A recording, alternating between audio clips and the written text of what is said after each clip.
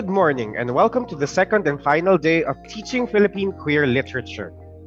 We hope that our speakers and our participants had a good night's sleep. Before we proceed, we are once again reminding everyone of our house rules. Please turn off your mic during presentations. You may type in your concerns using the chat box. As much as possible, please turn on your cameras to foster a livelier atmosphere. Questions will be entertained during the Q&A portion, which will be held before lunch and at the end of the day. Yesterday, we went back to basics and discussed individual and communal experiences of queerness. This morning, we are going further into how the queer experience factors into our social consciousness. We are starting with history. Our history has been heavily colonized and is largely heteronormative. So we are shining a light on the act of queering history. Our speaker, Dr. Romulo Baquiran Jr., will discuss more about it.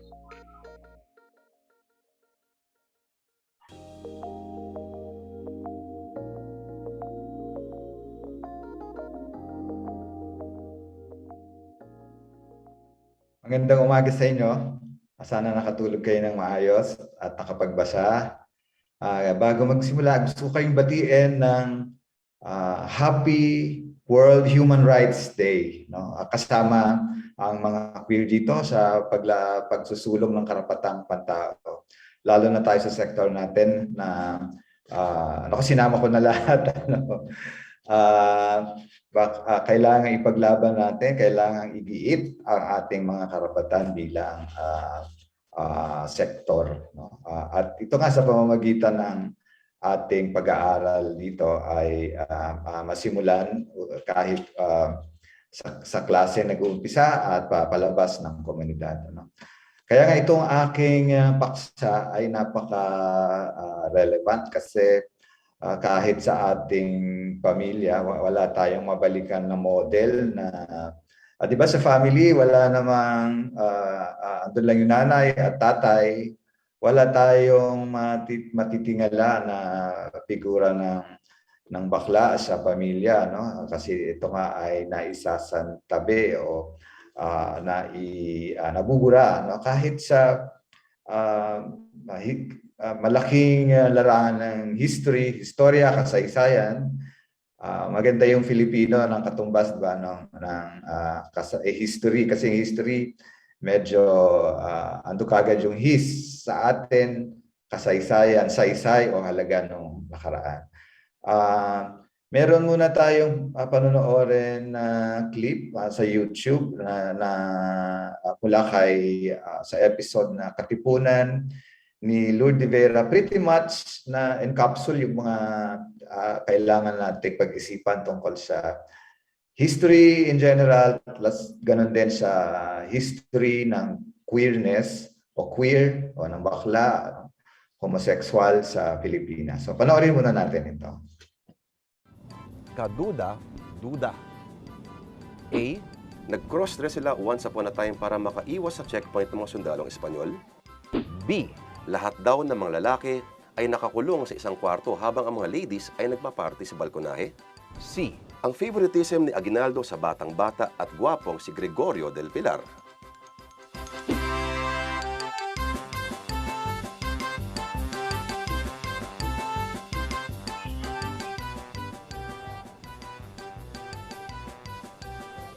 Nakapink ko. Si Danton Remoto ay kilalang gay rights activist at eksperto sa kasaysayan ng third sex sa Pilipinas. Isang award-winning na manunulat, profesor at chairperson ng Ladlad Party List. Isa sa mga common strategies raw ng mga revolusyonaryo ay magdamit babae. Yes. Di ba strategy naman yan talaga ng mga revolusyonaryo, yung mga bata, mga courier, matatanda, at saka mga babae. So, sa Balanggiga Massacre nga, di ba nakasuot sila ng babae? Correct. Iba-ibang sabihin si Rizal at iba pang propagandista, bading din porket nakadamit babae. Tawa kami ng tawa kasi may mga picture si Ambet, si Rizal talagang yung posing nila nung bago mag-painting ng The Death of Cleopatra, no? Talagang parang ang labot-labot ng kamay niya, parang umaarte hindi naman. Parang gano'n, ano? Eksperto naman sa usapin ng katipunan at revolusyon sa bansa, si Xiao Chua. At ayon sa kanya, mabibilang lamang ang mga dokumento na nasulat patungkol sa mga bakla. Ang tanging record na may pinakamalapit doon sa tinatawag na binabae ay noong tinatawag na Cry of Balintawak, August 24, 1896. Yung iba, naka-record doon, nakalusot sila sa mga napakaraming Espanyol na nagbabantay sa buong Maynila kasi nagsuot sila ng pambabae. Cross-dressing ito upang makarating sila doon sa pulong na ipinatawag ng Supremo. Oh, nakadamit babae lang, bakla na agad. Bakit ang mga to? Pero mukhang di yata pwede lumusot ito sa ibang eksperto. Gaya ni Dr. Luis Deri, presidente ng Philippine Historical Association. It's possible na maraming bakla at whether nag-cross-dress sila, I do not know. Malabo yan. Kasi nagsisimula tayo sa chismis At ang history ay hindi chismis. Si Ambit Ocampo lang ang chismoso. Susunod. Pero ano to? Isang dokumento mula 1896 na may mababasang salitang bakla? At mamaya, bakit ilang dula tungkol sa katipunerong Becky?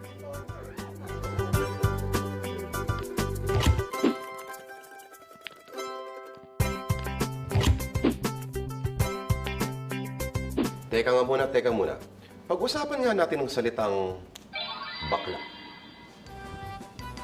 Ang ibig sabihin niya, nung panahon ng Espanyol ay pagka sinabi mong nabakla, umuhaw ka. O hindi ka sigurado. O paiba-iba ang isip mo. Yun yung nabakla. In fact, mababasa raw salitang bakla sa pasyong Tagalog noong 19th century. Pero ang spelling ay ganito. Imbis sa K, C. At may linya pa nga raw na nagsabi na si Kristo raw ay nabakla. Pero ang ibig sabihin nun ay si Kristo ay nalito nung sa agonyas sa hardin o agony in the garden.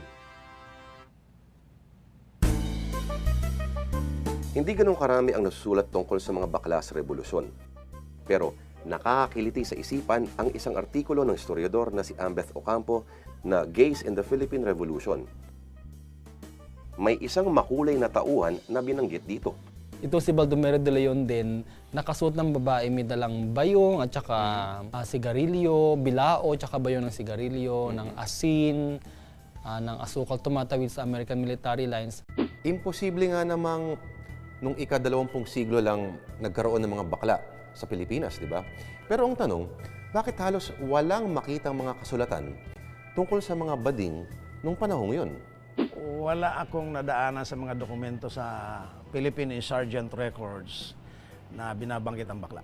Maliban sa isang ito, isang dokumento ng katipunan ng kanilang minutes of the meeting noong Agosto 12, 1896, may naisulat na salitang nakababakla. Pero, ayon kay Xiao, siguradong wala itong konotasyon ng romansa ng lalaki sa kapwa lalaki. Pero, nga kaya? Hindi natin dinidiscount. Maaring may mga katipunero na minamahal nila ang isa't isa. At hindi lang ito pagmamahal bilang kapatiran, kundi bilang romantic love. Pero kung sila yung may relasyon na ganito, hindi nila ito isusulat dahil ito ay isang kahihiyan. Itatago na nila yon. Kaya napipi yung kasaysayan nila dyan. Kalahating lalaki lang siya. Sa pananaw naman ni Dr. Luis Derry, simple lang daw ang paraan para iresolba ang mga isyu sa kasaysayan. Ebidensya. May posibilidad na marami. Lamang, ang problema kasi sa history, no, sa pagsulat ng kasaysayan, hindi mo maaaring sabihin may mga bakla sa katipunan sa pagtulak ng dokumento. So, ang mangyayari niyan ay by inference. I-infer mo na lang na ginagalang ang bakla sa lipunang Pilipino bago dumating ang mga Kastila. Hindi malayo na may mga bakla na sumali. Pero kung halos wala nga mahanap na ebidensya na merong bading sa katipunan, nako, sa imahinasyon ng ilang manunulat, walang pwedeng pumigil.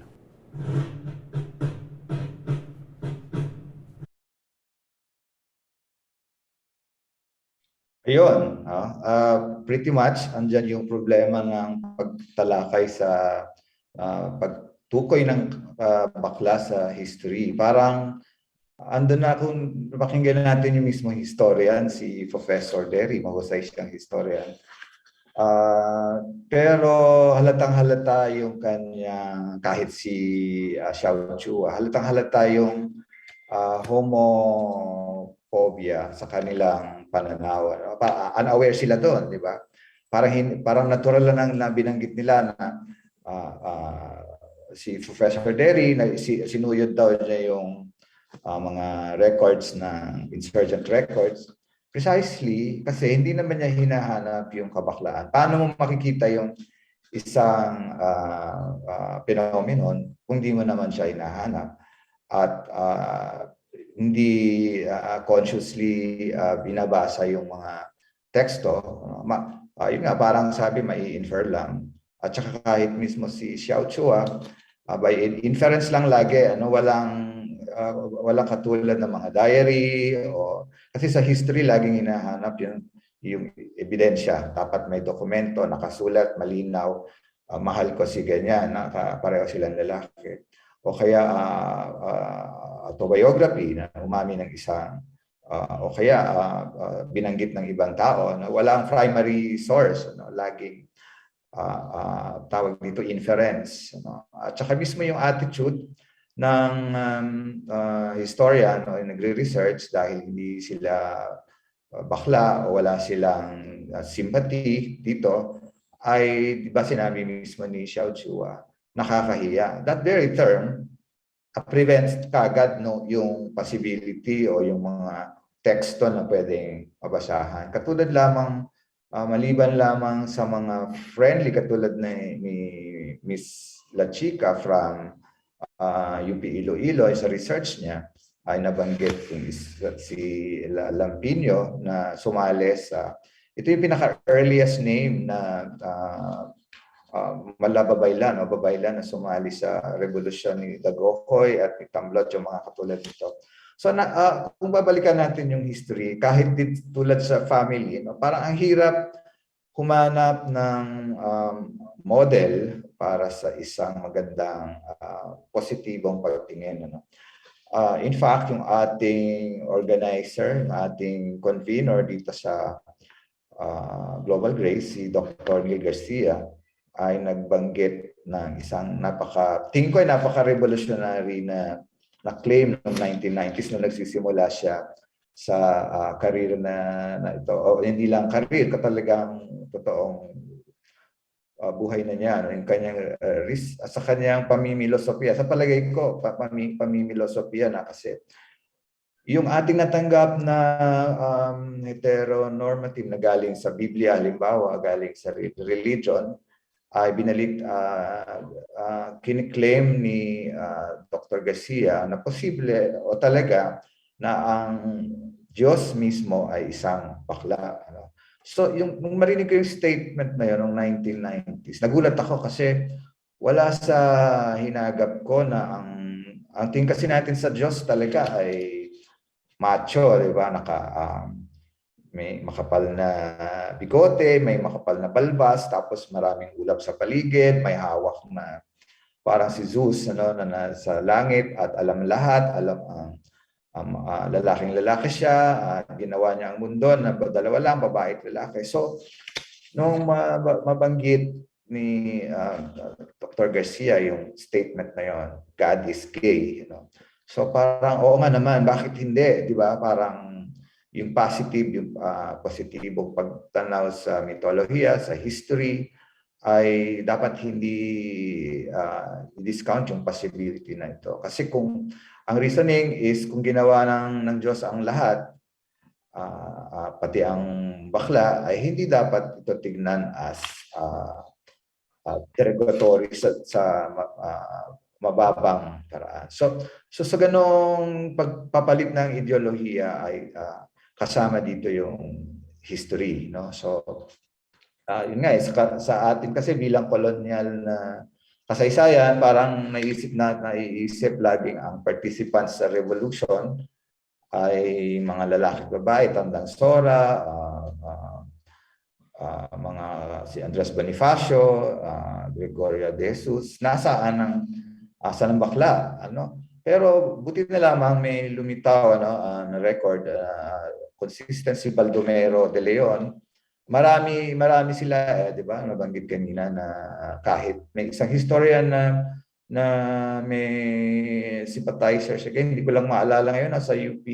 Sa research niya ito, nagmula yung mga cross-dressers na katipuneros para isulong yung revolusyon ay lumitaw. So magandang malaman yun, na may mga baklang figura tayong mababalikan sa history. Pero yun nga, ang tendency kasi ay tulad nga mismo, sabi nitong mga historian mismo, ay hindi pinapansin, binubura, pinagtatawanan, kahit mismo yung ating pinakabida dito sa module, si Baldomero de Leon, ay yung mga Amerikano nung nahuli siya, gulat na gulat yung mga sundalong Amerikano. Nahuli siya kasi noong 1899, At hindi makapaniwala yung mga nandun sa station sa Santa Ana na lalaki ba ito? So inano siya, parang niridicule, pinagtawanan, hinugad-hugaran, and we don't know ano pang ginawa na nakagaguhan ng mga Amerikano sa kanya. Maliit lang kasing balita yon sa Manila Times noong August 1899, kasagsagan ng Filipino-American War. At itong figure na ito ang paulit-ulit na lumilitaw nandito sa mga plays na ginawa ng mga writers, kahit kay Amelia La Peña Bonifacio sa kanyang play ay lumitaw na yung isang katipunero ay nag-cross-dress. No? So ito yung ating nababalikan na figura. No? Kasi nga may burado yung ebidensya, lagi lang tayong mag-infer. Oo, no? Yan. Okay, naglingkod na espiya. Ayun nga parang bakit ganon? Bilang siguro magtuturo tayo ng mga, wala tayo talagang makikitang mahabang historical text na maituturo sa ating mga estudyante para ma-recuperate. Ito yung ating mga pegs dito sa pagtuturo ng history, no? Recuperate, narrativize. Ito lang naman ay pagsasalba, no, itong mga termino ito. Muling pagkukwento, muling pagsasalaysay. Ang pinaka keyword actually ay reimagination, kasi ang literature, itong ating larangan, ang isa sa mga portal para mabago itong pagtingin na ito, no? Ang mga writers katulad na ating mga babasahin mamaya tatalakayin ay precisely walang mabalikan na aktual na figura, no, na ating matitingala, masisimulan ng paglalarawan ng bakla sa kasaysayan. Kaya ang ginawa ay nitong dekada 21st century, maraming mga writers, kabataan, nasa kanilang 18 bago nasa college, yung ating tatlong manunulat na tatalakayin mamaya. Sa history nga, napakahirap nga, si Pulong, pwede rin nating balikan, very may visual kasi, may mga retrato siyang nabalikan. Pwede nating talakayin sa klase itong mga figurang positibo sa kasaysayan. May isa pa ang kanina nabanggit, may dalawang major figure na pagsuspetsahang bakla. Hindi pa rin natin masasabing ating mga bayani ay may bayani tayong bakla, chismis lamang. May paliwanag dito. Si Rizal nabanggit na lalambot-lambot doon sa picture, nakadamit babae, nagko-cross-dress doon sa painting. And then si Aguinaldo mismo, ang height, ang tawag dito, icon ng kamachuhan ng revolusyon, di ba? Pinagsuspetsahang bakla kasi bakit niya pinili si Gregorio del Pilar na pogi at bata at gwapo, wala namang karanasan sa military science o campaign, so chinichismis, yun nga, hirap, chismis lamang yung history, na ano pa si Ambet Ocampo, may konting pasaring yung kapwa niya historian, di ba?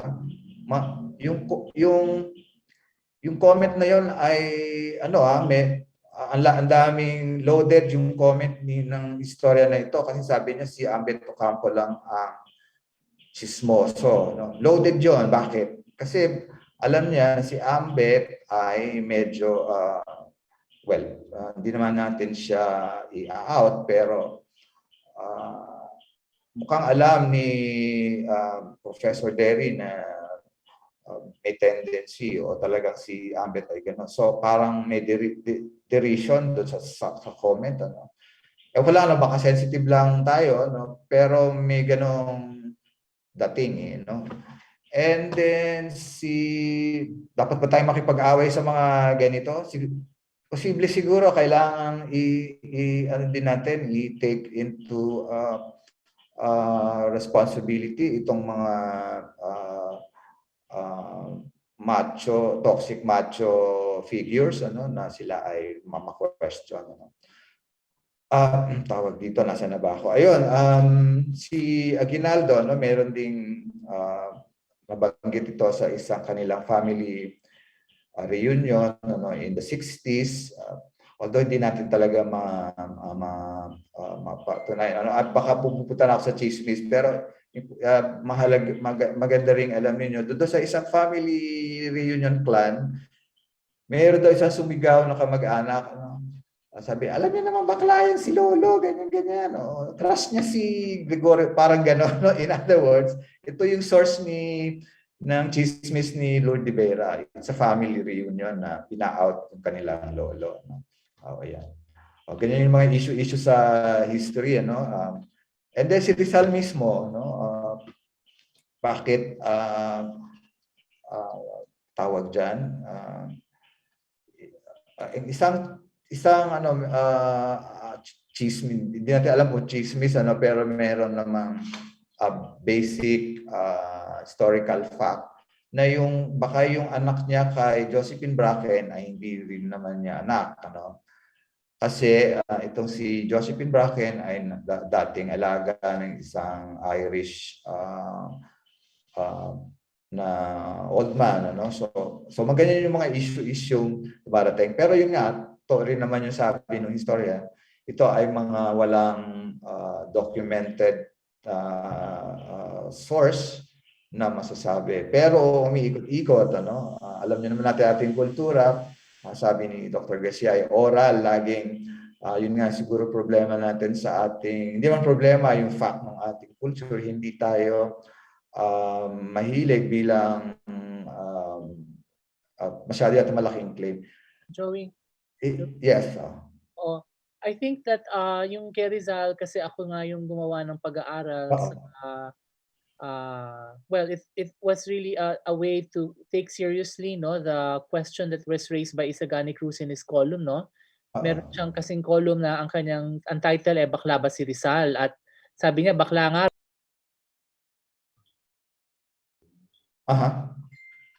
I've been muted, sandali. Can you hear me? Yes, yeah. Oo. So nung ginawa ko siya ng research, na laman ko na ang very clear thing na pwede nating hindi pag-awayan ay yung version na nakuha natin of Rizal actually has been more or less censored, no, by historians who suppressed some evidence or some documents about Rizal na would have complicated our understanding or idea of him as a person. Kasi nga, may hagiography ang nationalist celebration or extolling of Rizal as the foremost hero, no? Kaya siya father of the Filipino nation, si Rizal. So, na-simplify yung understanding natin ni Rizal when in fact, going by his own textual production, he was more complicated. So, for example, natuklasan ko na may isang notebook sa Newberry Library sa Chicago ni Rizal na describe na ng mga historians kung ano yung content noon. Kasi nung centennial ng birth ni Rizal noong 1961, binigyan ng pera ang National Historical Commission, binigyan ng gobyerno ang National Historical Commission on the centennial to basically print all the material that was available that Rizal wrote, no? So yung notebook na yon, may mga sinulat si Rizal na mga annotations doon, yung mga textualidad na nandun, na nailabas na, nailimbag na nung Centennial Commission na yon, at hindi na isama yung mention man lang na hindi lang teksto or mga salita ang nasa notebook, kundi marami rin drawings. At ang interesting thing, meron siyang drawings doon ng male genitalia na hindi natin nalaman na meron pala, no? At ang maganda sa male genitalia ay iba-iba ang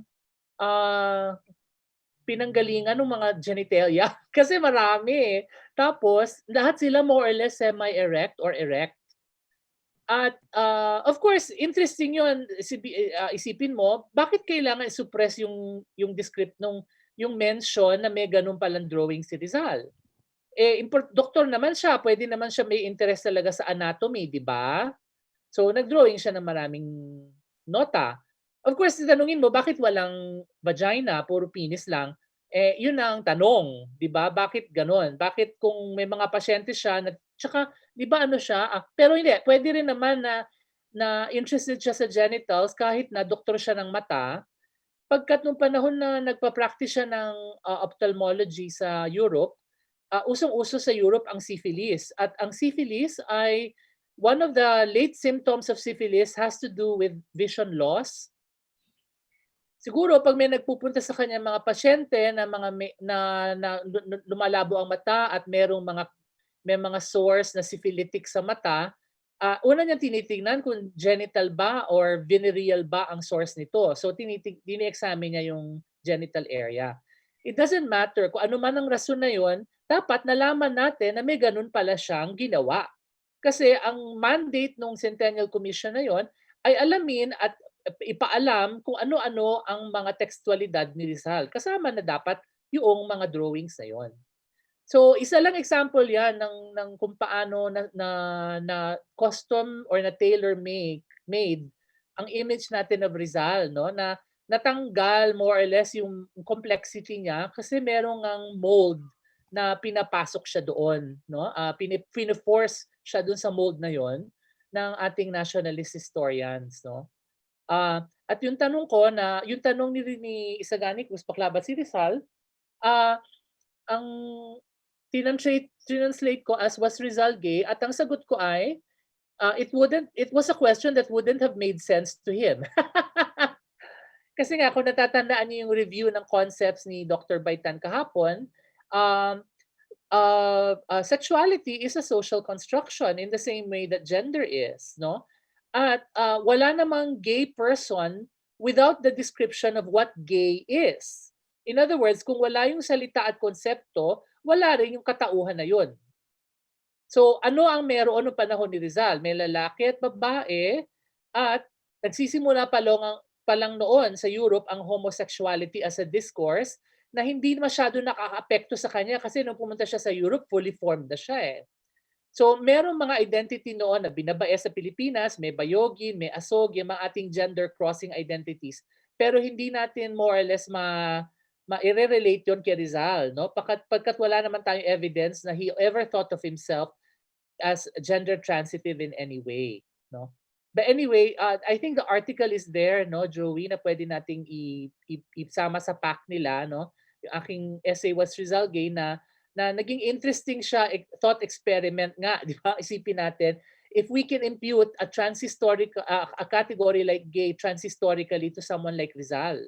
And my answer is it wouldn't be a productive question for him, no? We can ask him other kinds of questions that would be productive, but not that, because that is gayness is a historically specific truth, no? Na hindi natin pwede ilabas sa konteksto ng diskurso na nag-produce ng ganyang katauhan, no? So isipin natin na sa buong mundo, even before the discourse of homosexuality, merong mga lalaki nakipagtalik at na-attract sa kapwa lalaki at babae na na-attract sa kapwa babae, pero hindi homosexuality ang way of understanding what it was. Iba-iba. Bawat kultura may sarili silang valuation at pagtanaw at pag-make sense ng ganoong katauhan. So palagi ko sa Pilipinas, kung isipin mo kasi mga Kastila nabaliw nung pumunta dito kasi wala tayong sexual scruples, di ba? Nakikipagtalik yung ating mga ninuno sa labas. Wala talaga sexually innocent tayo, para tayong mga bata, di ba? So alam natin na hindi issue yon, hindi kinlasify ng sinaunang Pilipino ang mga tao according to sexual orientation. Meron silang pagpananaw ng lalaki at babae at mga bayog, bayogin, asog, yung mga identity, mga binalaki, mga ganyan, no? Lakinon, bayot, okay? Agi, yung mga terms natin na yan, mga local terms yan, that actually bespeak complexity in terms of understanding gender identities, na may binary man na male-female, may dualismo naman na gano'n, meron ding room for alternative embodiments at multiple embodiments. Hindi lang pwede i-boil down to lalaki at babae. So, yun lang, Joey, medyo napahaba. Pasensya na at Okay lang, oo. Salamat, oo. Kasi Oo, andito yung, salamat at nandito ka, oo. Basically, hindi Gusto ko natin pwedeng gusto ko i-impute rin, kay Rizal ang kabaklaan. oo, Kasi hindi iba pursue naman yung konsepto nun. oo, oo. Oo, Gusto ko rin Wala pa ang i- konsepto ng bakla noong 19th century Oo, na tinuturing natin ngayon ng pakahulugan. No? maganda i-familiarize ang ating sariling realidad ngayon by thinking outside it and going to an earlier time in history or going to an alternative culture na iba ang pag make sense ng realidad, di ba? So, maraming sa anthropology, iba't iba ang mga sex gender systems na nakita nila sa iba't ibang lugar ng mundo. Ngayon, ang problema, because of globalization, nagiging parang uniform na ang ating diskurso sa sexualidad at gender. At aminin na natin, kasama na LGBTQ sa symptom na uniform na nga. Kasi sa buong mundo, dumadami, marami nang tinatawag sa sarili nilang queer, marami nang tinatawag sa sarili nilang LGBTQ, so nagiging uniform na nga, no? Ang aking pananaw dyan ay kahit na nakikita natin ang mga salitang queer at lesbian at trans sa buong iba-ibang part sa mundo, sa bawat konteksto na meron mang ganitong salita, iba pa rin ang laman noong salitang yun pagkat translation ang nangyayari. So pag sinabi natin halimbawa trans sa Pilipinas, no? Trans woman, pasok sa trans woman yung bakla. At ang maraming mga current day trans women na trans Pinay natin would have had bakla at childhoods. Wala naman yata akong maisip ng mga adult trans identifying Filipino trans women na nung bata pa lang sila ay trans na sila. Nung bata sila, bakla sila. Yun ang tukso sa kanila sa playground, no, sa neighborhood nila. At kahit na sabihin mo ayoko na yung salitang yun to describe myself, what we were called as children, the shame that we felt actually still has some kind of influence on our sense of self. At kasama yon dapat sa ating intindi sa kasaysayan ng ating self. Even the shameful affect, no? Na nire-reject natin and by our embracing of other words right now, no? Kasama dapat yon sa ating pag-appreciate, no? Sa ating personal history. O kahit na we disown it. And it's okay to disown it kung talagang hindi mo gusto. Pero pag inaral mo at nag-reflect ka sa sarili mong history, kasama dapat 'yon sa ikikwento mo, di ba? Maganda ang kasaysayan at importante ito pagkat we can only find the present tolerable to the extent that we actually can imagine it as tolerable in relation to the past. Kung paano natin narrate ang nakaraan ay mag-i-influence sa ating realidad ngayon. So maganda sana that if we can find historical welcome to LGBTQs in the Philippines, di ba? Kasi kung wala naman tayong puwang na ibibigay sa official versions of national history o Philippine history sa mga LGBTQ, di wala rin tayong puwang na mabibigay sa kanila sa ating katotohanan or sa ating kasalukuyan ngayon. So the past makes the present intelligible, it makes it tolerable. Kailangan meron tayong stake kung paano natin inanarrate ang ating nakaraan. Malaking-malaki ang stake natin. Hindi natin siya pabayaan, nabayaan na lang ang mga historians kung paano nila ikikwento ang ating nakaraan bilang bayan. Meron tayo dapat say doon. Pagkat kung hindi natin maisisingit ang ating katauhan doon sa version na yon, then wala tayong puwang talaga na maibibigay sa ating katotohanan ngayon. Okay, salamat, Joey. Ayun, maraming salamat, Neil, sa may tawag dito, napakaliwanag na eksplikasyon dito sa issue. Ngayon nga, tayo bilang mga guro ay maghahanap ng mga teksto kung paano itong issue na ito ng kasaysayan ay maisa sa leksyon. Meron tayong tatlong tawag dito, halimbawang teksto kung paano dudulog no? Gamit ang historia o kasaysayan. Nandito ang Mabitak ni DJ Eliamil. Nandito sa libro ninyong Labios ito, no? So kung hindi niyo pa papadala ito sa inyo, pwede ninyong maging resource, no? And then pangalawa, fiction yan, no? Parang yung Mabitak galing sa isang CP mula sa isang ongoing na nobela na sinusulat pa. Baka tapos naman na noong 2018 pa itong ating excerpt na kinuha. And then pangalawa yung Dibuhong Martir ni Andrew Estacio. And then pangatlo, pag i-reimagine ng buhay ni Baldomero de Leon, ang pagbabanyuhay ni Baldomero de Leon ng ating manunulat na si Eugene Basco. Next slide, Steven. Ito yung Mabitak. Itong author, si DJ Eliamil, batang-bata. Ito yung kanyang bio note. Sinilang sa Laguna, no? Tapos pumunta ng Maynila, nag-aaral sa PUP, naging fellow sa mga workshops, ano? Sa Cordillera, dito sa Amelia La Peña. And then nakapag-publish na rin.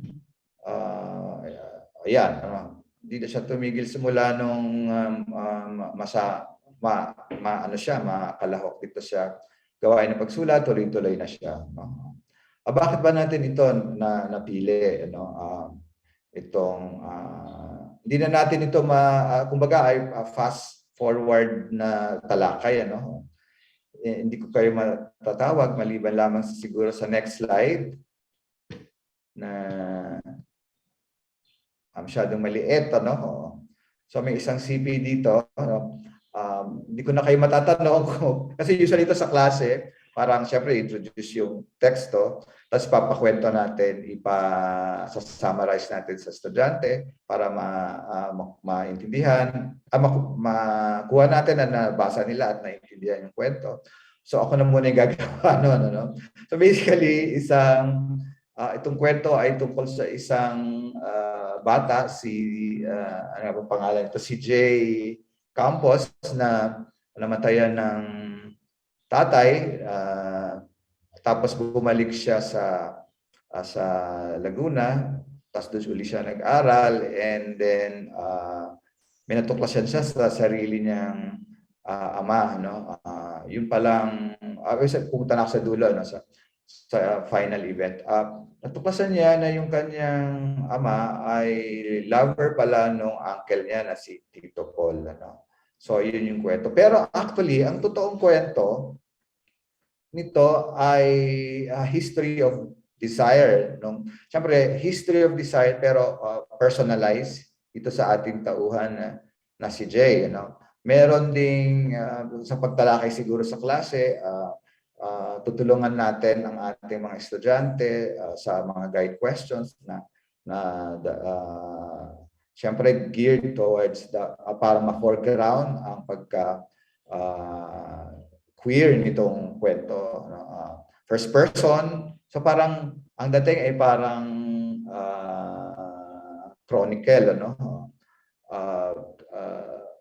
pero at the same time, ang core talaga na hinahanap ng main character ay ano yung libog.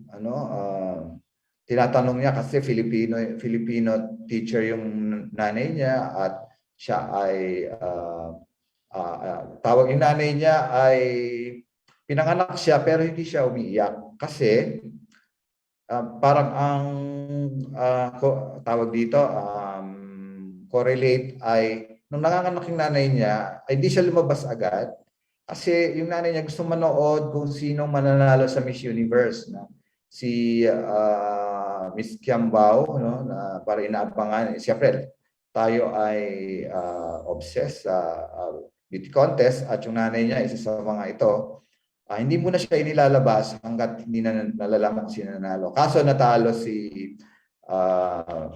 Miss Kiambao sa Miss Universe, doon siya sa inis nung nanay niya saka siya nailabas.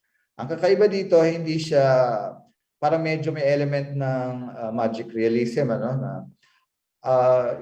hindi siya umiyak kahit paluin at hanggang paglaki niya hindi na rin siya natutong umiyak at next tinatanong din niya sa sarili meron siyang laging tinatanong ano ba yung libog? Ano? Ayan, ano. Pag-uwi niya sa Mabitak.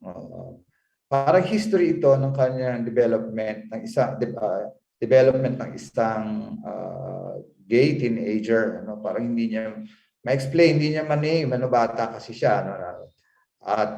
Pero meron isang part doon sa kwento na kasi meron siyang na-meet na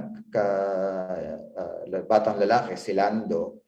Tapos itong si Lando, very, ito para siguro rin contrast ng male at saka ng gay tawag dito, personality. Ito si Lando ay very macho, na naninilip doon sa ilog. Implicated din yung isang diwata, no, na si Lakampati doon sa si Lakampati pinili, nandoon siya sa, parang ito yung mga sa literature, ito yung hindi naka-foreground, hindi, ang tawag dito, hindi siya nakalitaw, pero importanteng mga teksto, no? Parang sa madaling sabi, medyo psychological yung approach, ano? Kasi Lakampati ay hermaphrodite, no? na nadiwata, ano? At itong figure na ito ni Lakampati ay merong importanteng papel dito sa pagbasa ng teksto na ito. Kasi sinilipan ni Lando, tapos sumama kasi si Jay dito kay Lando kasi akala niya makikita niya yung diwata. Para kasi inakit siya pumunta sa ilog Laurel. And then, nung makita yung naliligo, hindi naman pala diwata, kundi isang babae. Tapos, nalibugan, sabi ni Lando, nalilibugan ako. And then, doon nagtanong si Jay, ano ba yung salitang libog? Hindi niya ma-explain, ano? And then, ayan. And then, pero merong isang line doon sa kwento. Pag nakikita raw niya si Lando, nag-iinit yung katawan niya at meron siyang ibang nararamdaman. Yung mga text na ganyan would be, pwede nating ma-impute na hindi niya naiintindihan yung libog, hindi niya alam yung mismong definition ng libog, pero nararamdaman niya, hindi lang niya ma-identify. So ito yung mga, para kumbaga ay kung tuturo natin sa mga teenagers, ito na yung paglitaw ng eternal, patawag dito, pagdamdam sa kabaklaan ng tauhan mismong yon. Pero hindi niya rin nakatago sa kanya, so unconscious, no?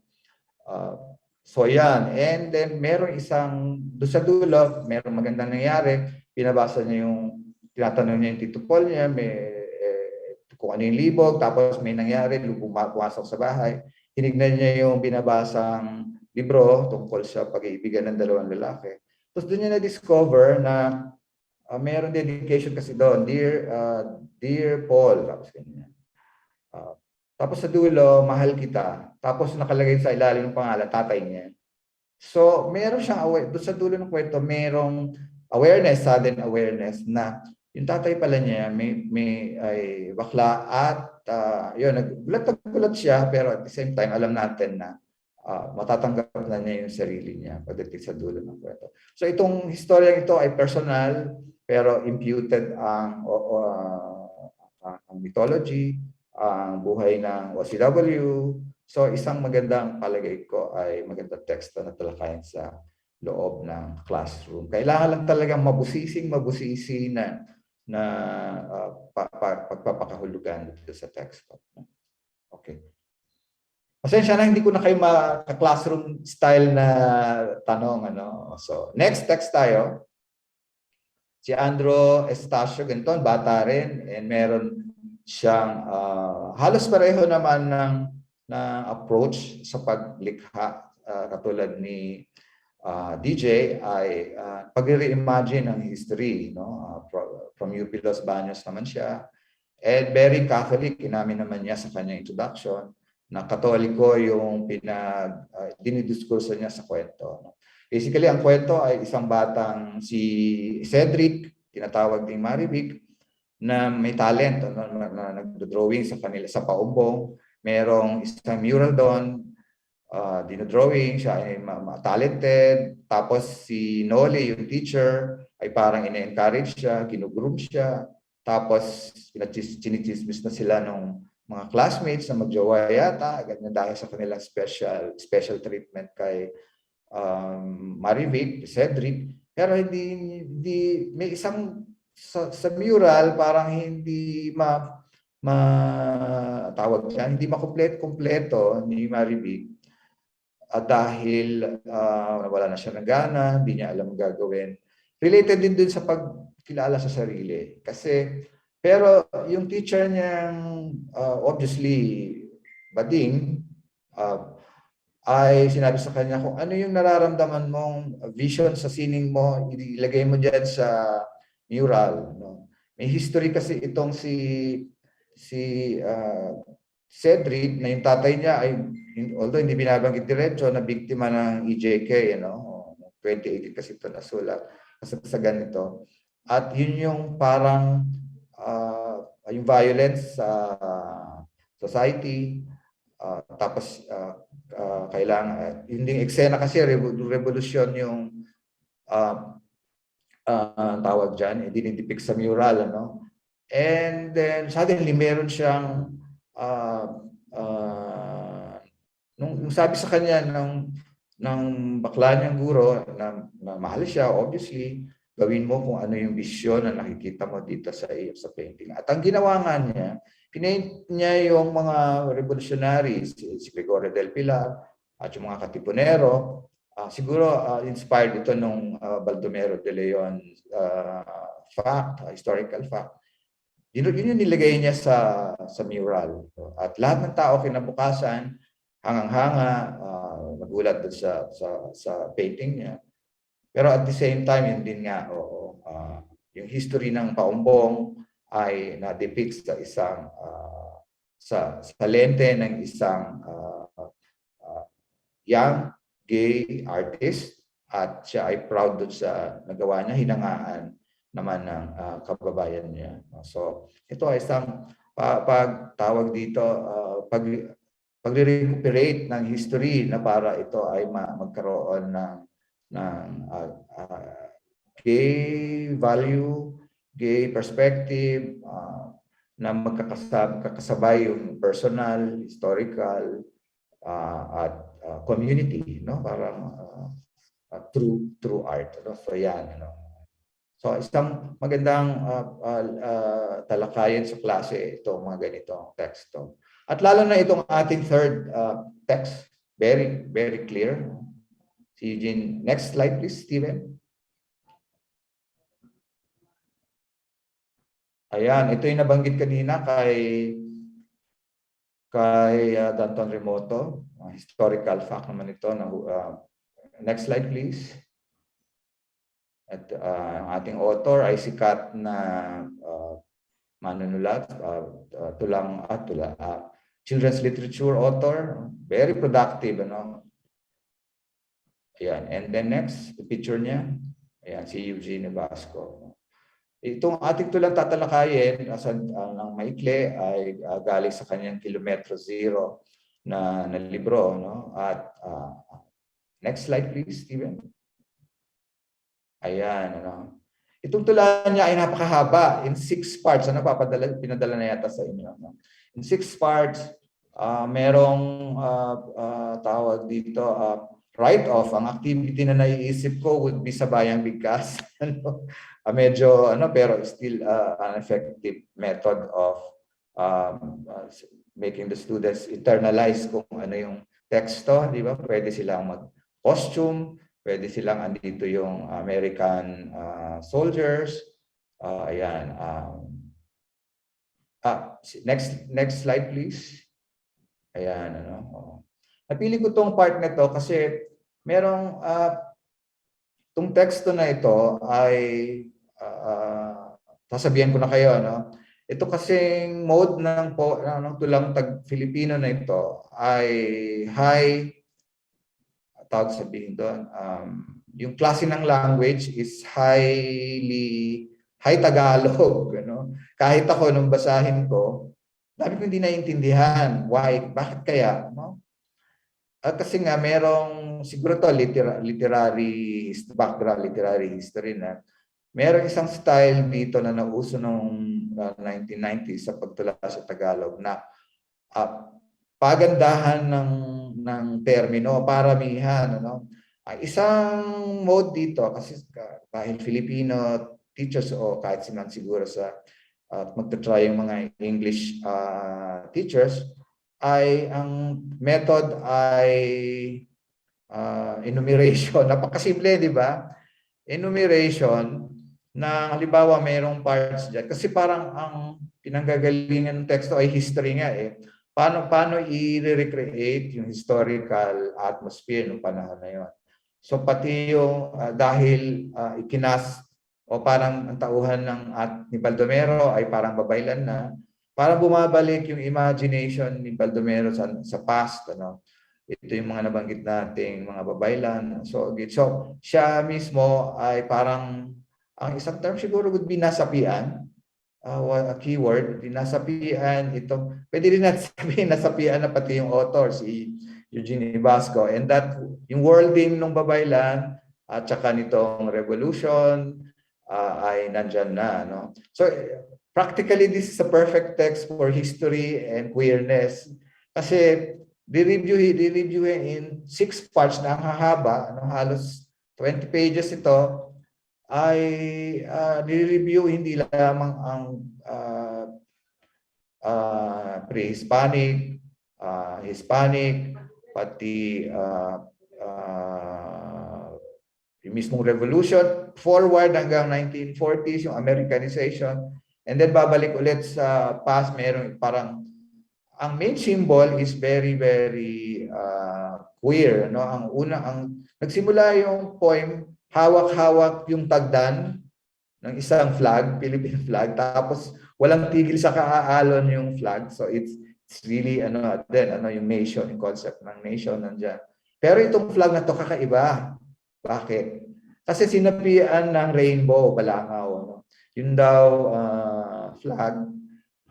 In other words, nag-insert na may 2 minutes pa ako, si Eugene Basco ng mga pamamaraan para foreground natin ang queerness, ang kabaklaan dito sa So yun yung umpisa niya, hawak-hawak yung tagdan, and then sa dulo, hawak uli yung tagdan na ibinawagayway. So we can see a very clear image ng historical bakla, si Baldomero de Leon, doing an iconic action for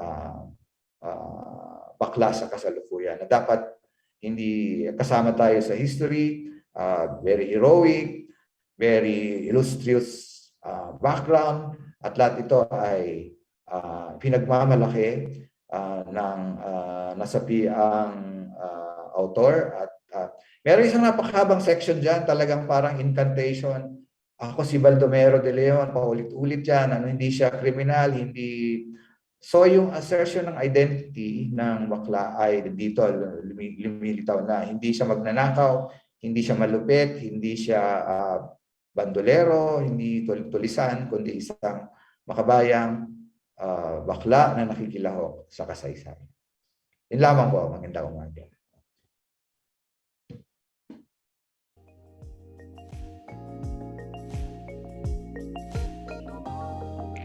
Queerness has always been around. Our history is not complete without queer narratives and representations. Just as history helps us make sense of our past, myths help us decipher the present we experience. This is especially true for queer folk, whose imaginations have found itself at home with the fantastic and eccentric qualities of myth. For our 8th module, Dr. Joanna Lynn Cruz will discuss how queer texts reimagine myths as a way to make sense of the queer experience while also revitalizing old wisdoms.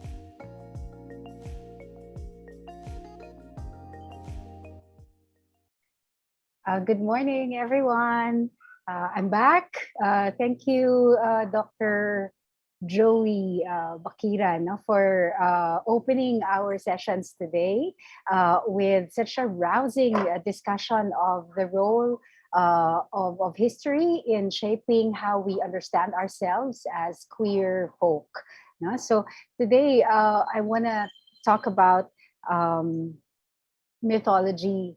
So inisip ko, no, bakit kaya inassign sa akin ang module na ito?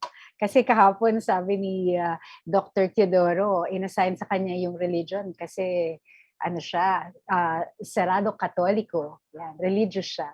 So, ang i-claim ko na ngayon na inassign sa akin ang queerness and mythology because goddess. Yan. No? Goddess incarnate. Ayan. Okay. Kunyari joke, pero totoo yan. Okay. Kasi yung project talaga ng queerness and mythology is about claiming who we really are. No? Kanina sabi ko sa chat, the queer agenda, whatever that means, is really for us to be treated like human beings, the human beings that we are, with the same rights as cisgendered heterosexual people. At magandang banggitin yun dahil nga International Human Rights Day today. So napakahalagang i-commemorate ang International Human Rights Day around the world because, as you know, human rights are continually being violated in countries with fascist leaders. No? So while it is true that we want to be treated as human, part of our agenda, so to speak, is really reclaiming our divinity. No? So kasi na-demonize tayo dahil dun sa yun ngang module kahapon sa religion, na-demonize ang pagiging bakla or tomboy sa or even pagiging deviant as women, for instance, regardless of your sexual orientation. So we've been demonized and we've been called witches, tapos tinawag tayong aswang. So mahalaga din sa usapin na queer yung pag-reclaim ng ating divinity. Yan. So i-claim ko na yung aking pagka-goddess. Walang kukontra, no? Walang basagan ng trip. So, the module on mythology was introduced in the Likhaan Facebook page using this publicity material. It says, "Myths help us feel less alone." So tulad nung kahapon, babasahin ko yung caption doon sa Likhaan na Facebook page explaining this particular module. So sabi nila, the affinity of the queer imagination to mythology is readily understandable. Eccentric identities are usually identified and indeed self-identify with the eccentric. Even or especially where the inner or the fantasy life is concerned. Mythology is a way to make sense of the world. It is a source of guidance and community. For the queer individual who is typically outside the ordinary, the fantastical and eccentric qualities of mythology can be a haven where they can understand the world and themselves. For the queer writer, reimagining myths can also be a way to speak of their experience. For the 8th module of the GlobalGRACE webinar, we will explore texts that rework and appropriate mythological material to revitalize these age-old wisdoms and to realize the queer experience. Yan. I love the way that it's put. I think it's from the course guide that was given to you, mainly written by Dr. Neil Garcia. So dito sa caption na ito from our Facebook page, na-reclaim na yung function ng mythology. So, but what I'd like to begin with is really how mythology has been used for the opposite purpose. Kaya kailangan siya i-reclaim. Kasi yung mythology, ginagamit siya para i-diminish yung pagkatao natin, especially women. No? So, syempre, yung mga men, because of the patriarchy, yung role nila sa community ay privileged. No? So, if the myths that we read, no, whether it's specifically Philippine or Western myths, are they show that men are in a position of privilege and power. So this project, no, of reclaiming or what is called revisioning myths is actually something that came from the feminist movement. No? So kahapon nabanggit ni Dr. Baitan na importante sa pag-aaral ng queer material yung iugat ito or iugnay ito sa feminist movement or sa feminist theory. So, hindi naman lalabas siguro yung mga specific concerns natin as queer kung hindi lumabas yung specific gender issues ng mga babae. So, just as a maybe a background, no? So gusto kong i-reference si Roland Barthes, no? Doon sa kanyang very successful book, no, called Mythologies, kung saan pinakita niya yung isang critical theory of myths. So he described, of course, we don't have time to really discuss semiotic theory or deconstruction or post-structuralism in our classes, especially siguro at the senior high level. But you can just, in general, talk about how myth is a second-order semiotic system. Yun yung theoretical na approach ni Roland Barthes, which means that just, maybe to oversimplify it, it takes an already constituted signified and turns it into a signifier. So isang bagay na like a word or an image or a story is given greater meaning in a particular community by calling it myth. And so these particular signs appear natural, eternal, absolute, or frozen. Okay, so dahil nagiging ang trato sa myth ay signifier, hindi na natin siya i-question, no? So dahil ano siya, no, part siya ng, let's say, kwentong bayan or alamat or even images, no? Even I think historical events or persons can be treated as myth, no? Katulad kanina yung sinabi na si Rizal, hindi natin ma-question because Rizal as a signified has turned into a signifier, the national hero, diba? So hindi natin pwedeng i-question or interrogate kasi nga it stands for something that is eternal, absolute, no? Or universal. So may problema doon, no? Ang malaking problema pagka yung mga myths na ganyan or ay tinatanggap lang na they're received rather than read. Tinatanggap lang natin as if it's natural, as if it's legitimate to treat our present context, no, our present situations on the basis of what the myths say about who we are. All right?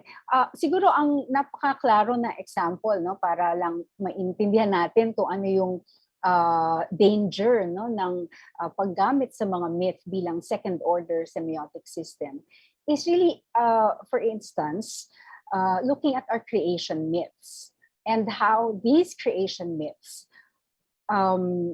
define gender power relations. Kaya di ba sabi ko nga, no, it's a feminist project kasi many creation myths show women to be secondary to men.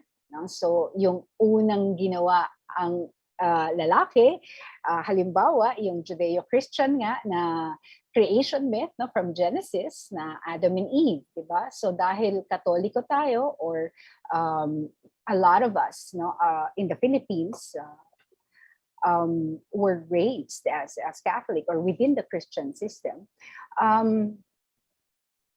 na-influensyahan tayo nung story ng Adam and Eve. Na nauna si Adam, si Eva ay hinugot sa tadyang. Ang ganda nung pagtagalog, maganda siya. So, but, meaning to say, we're just a rib. No? Parang spare rib. Yun yung idea. Women were created from the spare rib of man. And you were created in order to become his helpmeet. No? That's the word that's used in the Bible. So this is defined, even though it's just, as signified, it's just a story from the Bible, it has now become a signifier to represent power relations in our society. So a lot of feminist work had to do with revisioning, for instance, that creation myth. So it brought about what is called mythopoetry, or in general, poetry concerned with myths. But the project is not just to echo or repeat or what the myths say, but really to read them. So before you just receive myths, no? But now you want to read the myths and to read them by revisioning. And there's the use of the hyphen there is really quite, it's deliberate. No? What's the difference between revisioning without the hyphen and revisioning with the hyphen? Or is there a difference? What do you think?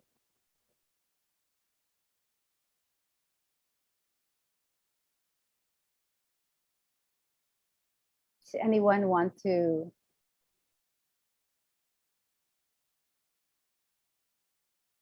Frank? Okay, I guess I'll take a crack at it. Nag-coffee ka, kaya mataas ang energy. I don't drink coffee. Anyway. You don't? Oh, sorry. I drink tea. But anyway, okay. I digress. I guess revisioning without the hyphen seems more like an erasure, while revisioning with a hyphen seems to envision something else, something different, as if to imagine something that might be different from what we already know to be as normal or natural or eternal, perhaps.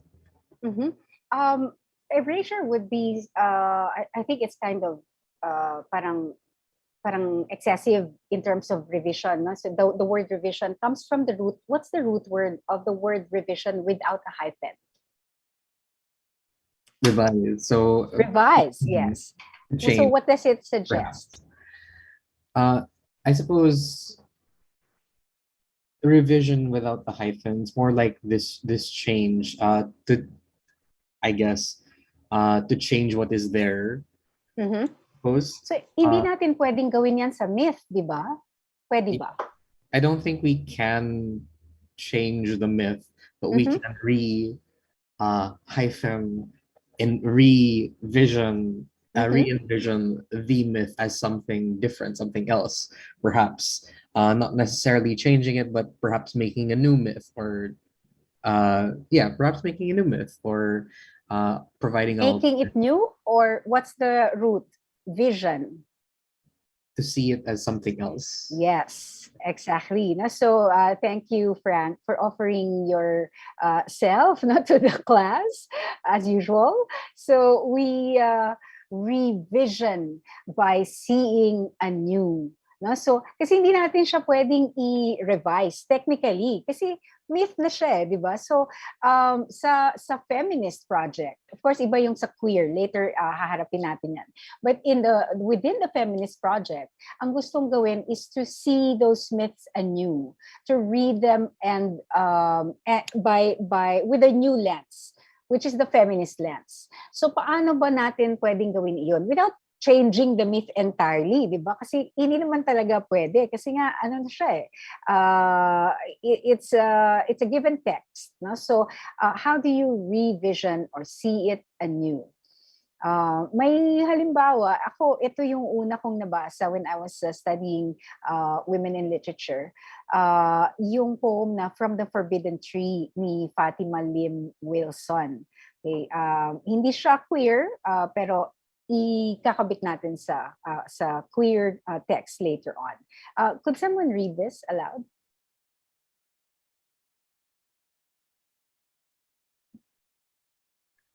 It's a longer poem.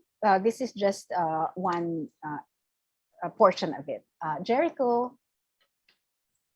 Morning to each and everyone. The Forbidden Tree by Fatima Lynn Wilson. Perhaps she was just bored with the man of the missing rib, who was beginning to repeat himself, having run out of names for the rest of the world. Perhaps she felt a shared companionship with a snake who only sought a true and absolute wisdom. Yeah, thank you, Jericho. What do you think? How is it seen anew? What is the new seeing here? O Jericho, ikaw na kasi ikaw nag-read. Yeah.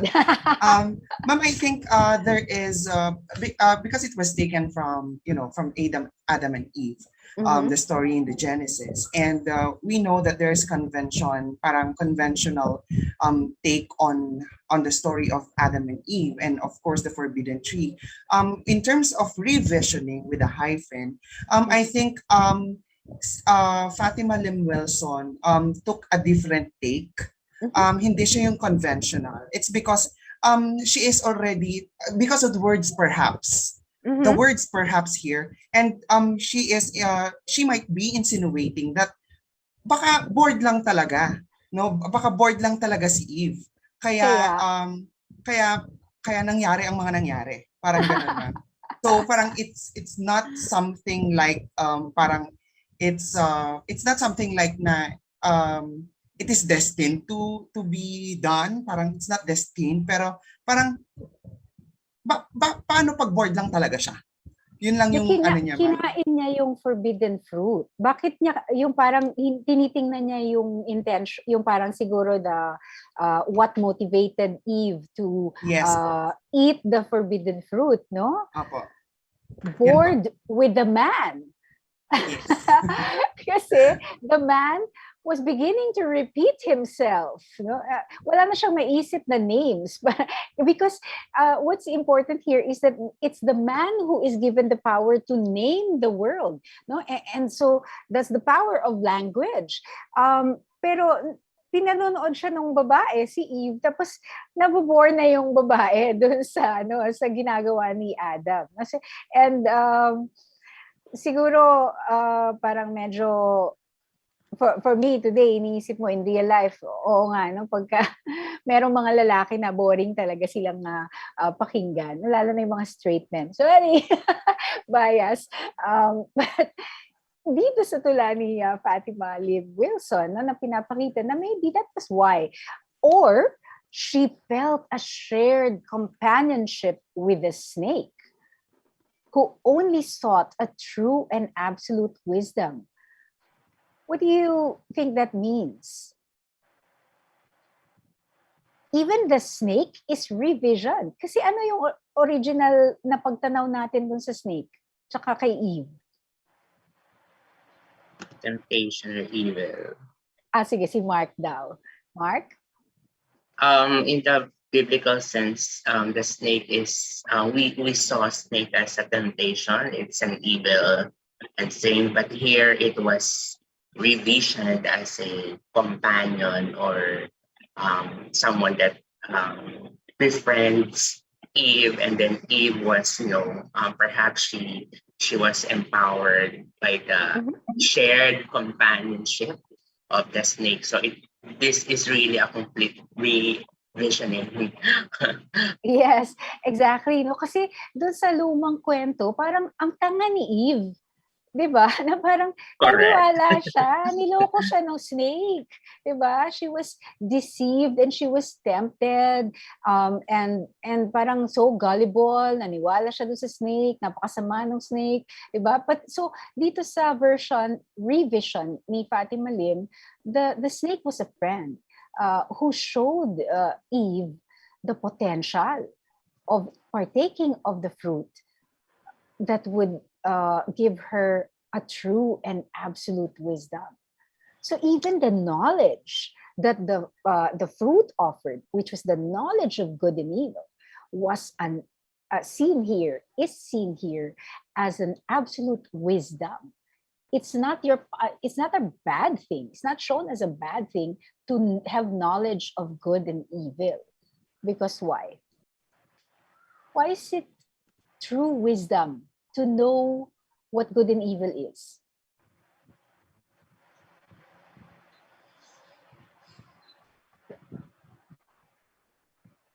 Mark? Ma'am, come again. See, Mark, why is it true wisdom when you have knowledge of good and evil? Yeah, I think that can be considered truism because you are aware of both sides of maybe history, that there's truth and there's false. So I think for me, having that kind of wisdom is liberating. Because why? It allows you to It allows us to what do you call that? It allows us to not just see the other side, but also it allows us to revision or to see the other side as well, to make evaluation, Yes, to evaluation decide. means yes, that's it. Okay, thank you. Yeah, so we're looking for the word. When you have knowledge of good and evil, you have the power to decide which one you will choose. And therefore, it is a true wisdom. Kasi before they ate the fruit, they only knew good, 'di ba? And so it's not a real choice. If you only have one choice then and you choose that, it's not a real choice. So nangyari nung kinain niya yung fruit is nagkaroon siya ng knowledge of good and evil. And in the poem of Fatima Lim Wilson, it is defined as a true and absolute wisdom. Not seen as the fall of man, di ba? Yun yung the other way to that they describe the story of Adam and Eve is the fall of man. Ayan, all right. So dito sa tula na to, merong isang nag-criticize dito sa poem ni Fatima Lim Wilson na hindi naman daw siya totoong feminist kasi by the end of the poem, the Eve is depicted still as being ashamed of her nakedness. Okay? Pero ito yung pinapakita natin na hindi talaga natin pwede siyang i-revise, di ba? Kasi given na yung story na yun. So, alam nga namang palitan natin yung story na instead of feeling ashamed, Eve suddenly celebrates that, her nakedness and nawala yung shame. Hindi pwede nating ipakita na nawala yung shame kasi yun talaga yung nandun sa myth. Right? So yun yung difference doon sa feminist na project. So for me, this is a successful revisioning of the creation, the Judeo-Christian creation myth. All right. So dito sa local mythology, meron tayong nahanap na this is a Visayan myth, no? The creation myth, yung Sikalak and Sikavay.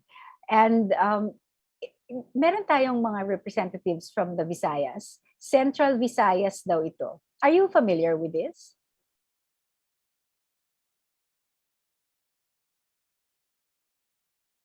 Do we have anyone from Central Visayas in the room?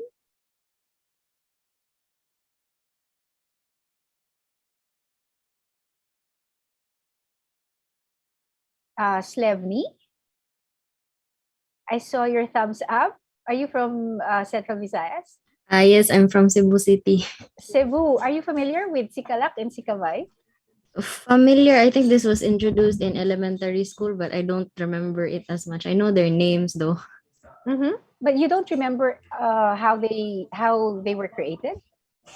I think it was from a bamboo shoot, if I'm not mistaken. And then That's all I remember because it was so long ago. It was in elementary school.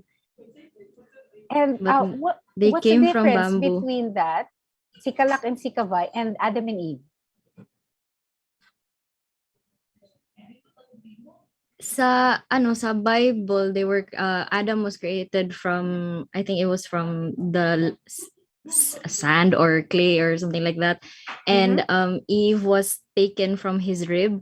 But in this in the Visayan version, they came out of nature, like they were like chicks and eggs that they broke out of the bamboo shoot, and they were basically born from nature instead of some heavenly being creating them. But who came first? I can't remember that. As the picture shows, I think it was, as the picture shows, I think it's Sikalak. No, the picture shows that they came sabay. No? They Yes. were born out of the same bamboo, and they were created at the same time. No? Pagbukas ng bamboo, I think meron din yung mga Tagalog na version. So, pagbukas ng bamboo, yung si Malakas at si Maganda, 'di ba? Sabay silang lumabas. Pero ang ayaw natin do sa Tagalog version, talagang nakaka-highlight yung power relations, 'di ba? Malakas yung lalaki, yung babae maganda. So parang malapit yun dun sa Adam and Eve na mas mababa ang babae dahil kagandahan lang ang ino-offer niya. Samantalang yung lalaki ay lakas. Pero dito sa Visayan version, equal ang kanilang role dahil hindi naka-define based on what they can do. Naka-define bilang lalaki, no? Laki at bai, no? So Sikavay. So and they appear at the same time. And other details of this myth was that si Sikalak, sinabi niya kay Sikavay, kailangan natin mag-sex para gumawa tayo ng mga anak. Tapos ang sabi ni Sikavay sa kanya is, ayoko nga, kapatid kita eh. 'Di ba? Hindi mo ako asawa, magkapatid tayo, iisa ang pinanggalingan natin. So bakit tayo magse-sex? So merong ganung level ng discourse doon sa myth na 'yon. Pero eventually, yung gods, sinabi sa kanila na wala kayong choice, kailangan yung mag-multiply.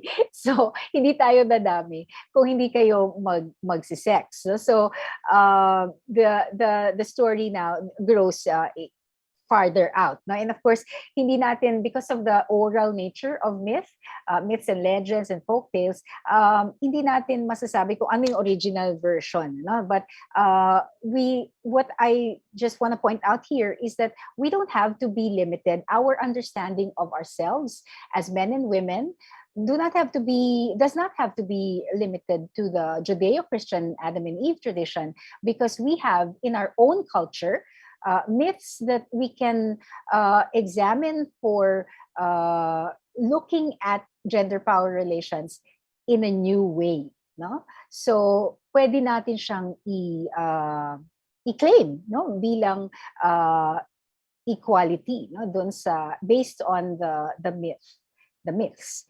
For instance, like Sikalak and Sikavay. All right. So sa contemporary literature, i-reference ko na din si Mother Goddess J. Neil Garcia, who wrote a book of poems in 1996, no, very early on, kasabay halos ng paglabas ng mga feminist project na Our Lady of the Carnival, na may isang section ng tinatawag niyang legendizing. No? So it's mythopoetry, but he calls it legendizing in some areas. In some work, in the introduction, I think, of the book.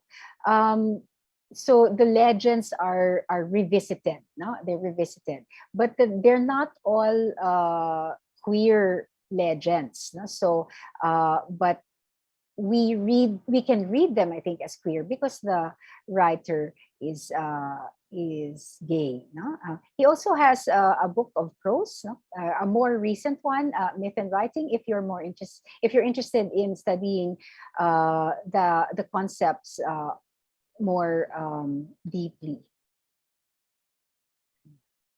Dun sa ating libro na yung Lamyos, no? Dun sa Lamyos, there's a lesbian story by Reggie De Gia, and it's called Here Come the Women. So yun yung gagawa natin ng lesson plan na dito sa class na ito. And it's a story, so I hope that some of you have read it so that we can like briefly talk about it.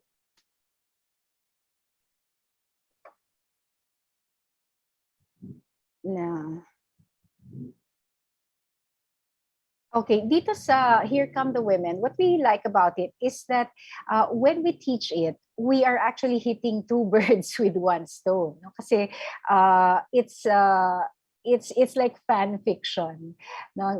And inamin naman ni Regina, kaya niya sinulat ito kasi gustong-gusto niya yung kwento na Summer Solstice ni Nick Joaquin.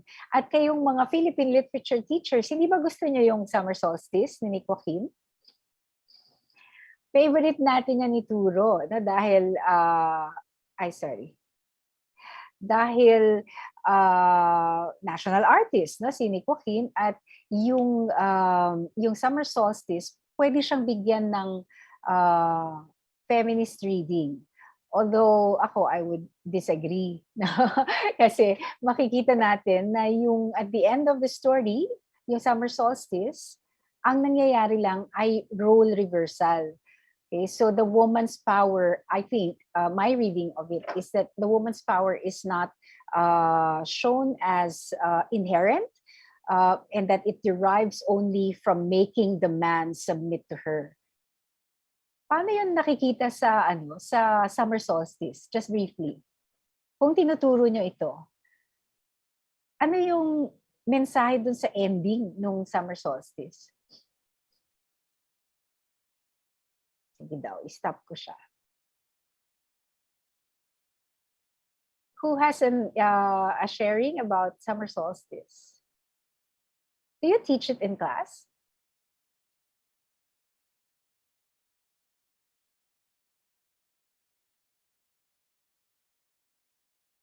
Sa Philippine literature, ano ba yung required na reading ng Nick Joaquin? Karen? Siguro ma'am yung sa ending kasi niya, I go with you when nung sinabi niyo na it's just the reversal of role. Sorry, maingay yung bata. Anyway, kasi ma'am parang after the fiesta, it will go back again dun sa dati ng setup na yung male pa din yung dominant. Siya very patriarchal pa din siya. So parang it just happens during the tatarin, but then after that, wala na naman. Balik na naman. Parang hintayin ulit next year kung andyan na naman yung fiesta, saka na naman sila magiging superior. But then after that, throughout the year, yung dating-dati pa din na it's the male who prevails. Yun po. Right. Yes, I agree with you. Exactly. No, na parang it's the use of the myth of the Tadtarin and the festival is ang mensahe sa kanya is just it's not the usual normal thing. It's an exception. Dahil lang dun sa the power of the Tadtarin Festival, yung the frenzy of the Tadtarin Festivals, kaya nagkaroon ng ganong reversal of roles, no? And then of course the focus is on the foot fetish, no? Kiss my foot, di ba? Parang it becomes laughable, no? So someone said in the chat, it's carnivalesque. Yeah, no? So nagiging laughable yung power ng babae kasi trivial, foot fetish. No? Nakikita niya yung sarili niyang power bilang, halikan mo yung pa ako, di ba? Parang, of course, dahil si Mama Nick Joaquin ay alam nyo na, no? May something gay doon na pwede naman nating i-reclaim later on. But what I want to point out is si Reggie Digia, doon sa Here Come the Women, not just revisions the Tantarin myth by using it in her story, she also queers the narrative. No? So queering the narrative achieves the feminist project more successfully. Bakit? So dun sa story ni Reggie De Gia na Here Come the Women, ang characters ay lesbian. Well, hindi sila defined as lesbian. Parang ano sila, childhood friends. Magkaklase sila nung elementary, tapos hindi naman sila doon na-awaken. Parang nung older na sila, no, naging widow yung character, yung isang character, ano nga ang pangalan? Si Amanda. Naging widow, tapos nagkita sila ulit, umuwi siya sa kanilang hometown, sa Maragondon, and they reunited. And that's when the attraction to each other was awakened, no, as older women.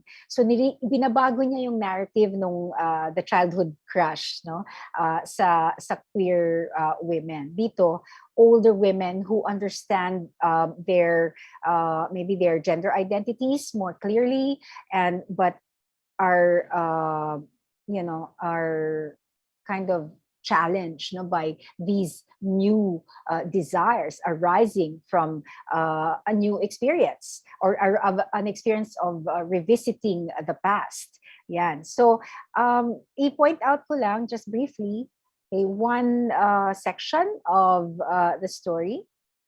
And this is the portion where De Gia revisions the myth of the Tantarin. Okay. So, could someone read that?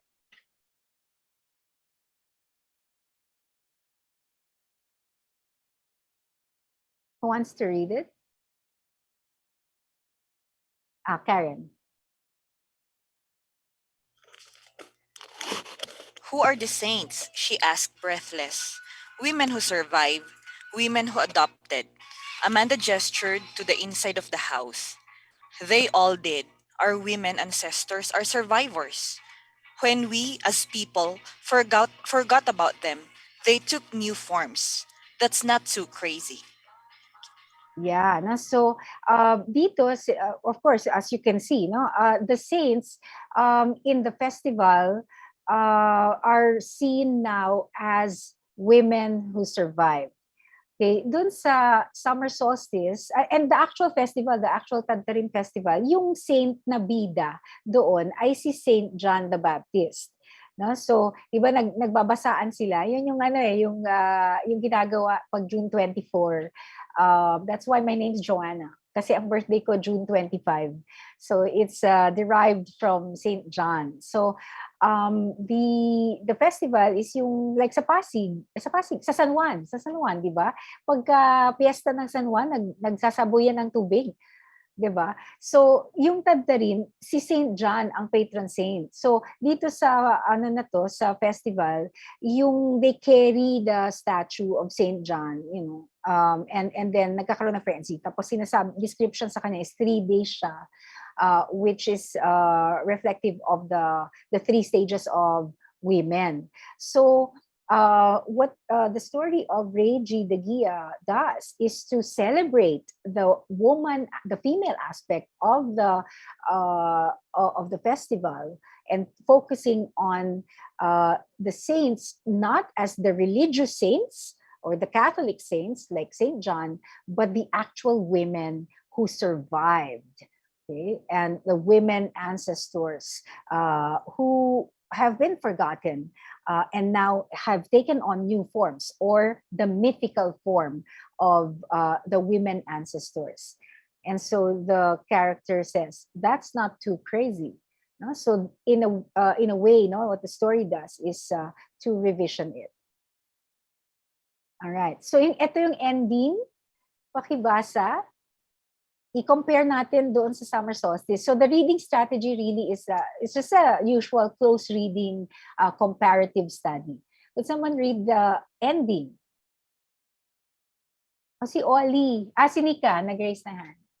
Kasi kahapon, binati ko yung microphone ni Oli. Pero Nika, raise your hand. Yes, pakibasa. Amanda smelled sweet, she thought. She brushed her lips on the exposed skin and wondered if her lipstick left marks. Then she jumped back, realizing what she had done. Amanda, however, took her hand, white in the moonlight, and brought it to her cheek and lips, kissing the palm, the fingers, and the wrist. Emilia let out a moan. That night, they felt the last burst of summer heat in each other's arms. Yes, Lord. Woohoo! Hashtag kilig, hashtag tingle. The tingle, this story is it also appears in the Tingle anthology of Pinay lesbian writing. What is the difference between the ending of Summer Solstice and the ending of Here Come the Women? How does queering the myth reclaim the myth?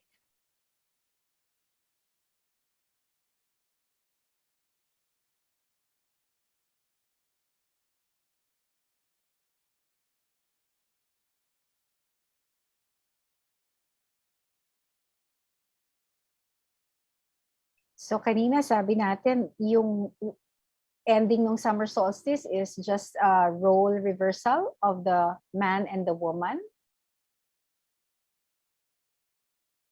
And that it is made into a foot fetish that is only possible during occasions like the Taddarin. What happens in the story of the Gia?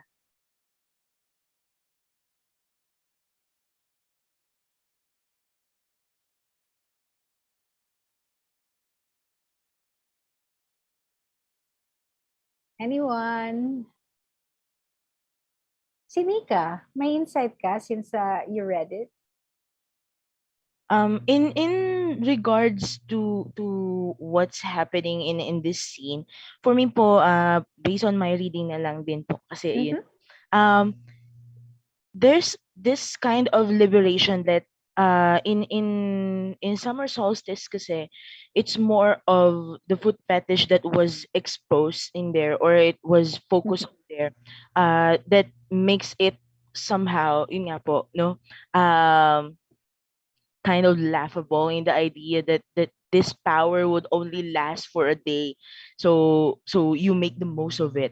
And then in terms of this ending naman po in the Gia's story, there's this powerful event that yes, you still make the most of it, but it's not only a one-time thing. There's a sense of liberation in what's happening to the two of them, that given the yun nga, the kilig moment that is happening, you get the idea that there's this being this feeling of being empowered, not only by the event but being with someone that you have feelings with in po. Right. No, there's how the story ends is actually, it doesn't end the narrative, it opens the narrative, right?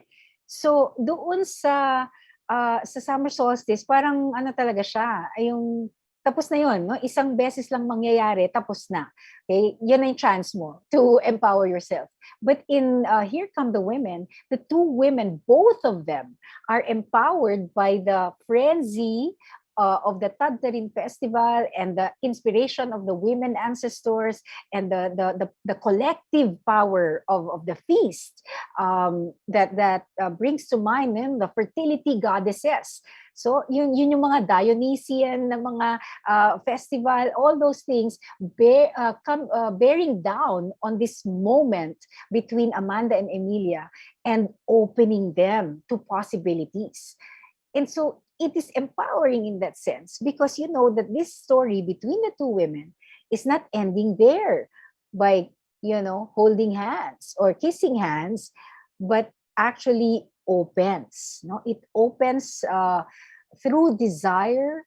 They open into other possibilities of relationship and of empowered relationships between women. So queering the narrative is more. It doesn't change the myth. The myth is the same, but it is now not just revision but also reclaimed. All right, ganda. So si Ian nag-raise ng hand. You want to add something? I wrote it in the chat, ma'am. Women can draw power and derive pleasure from each other. Di kailangan ng lalaki or ng performative submission ng lalaki for the woman to feel powerful. Exactly. No, I think that's one of the lesbian, one of the key points, no, that is made by lesbian literary theory, that lesbians are not they're beyond men. Now, because they don't really need men in their lives in order to derive pleasure, sexual pleasure, or happiness within romantic relationships, or in the families that they create together as lesbians. So thanks for pointing that out, Ian. No, the lesbian relationship in itself is actually a male-free zone, and therefore we are reclaiming the space, no, for ourselves. Okay.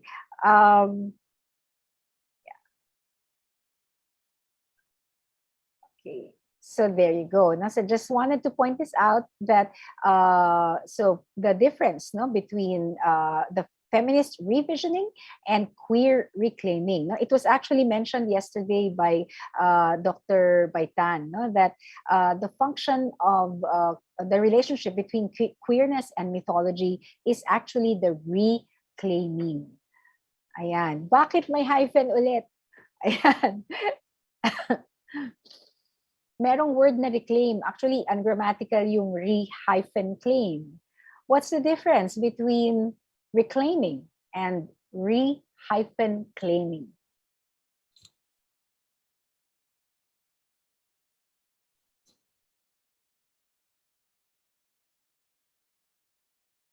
Sinong gustong handog ng sarili? Is there a difference?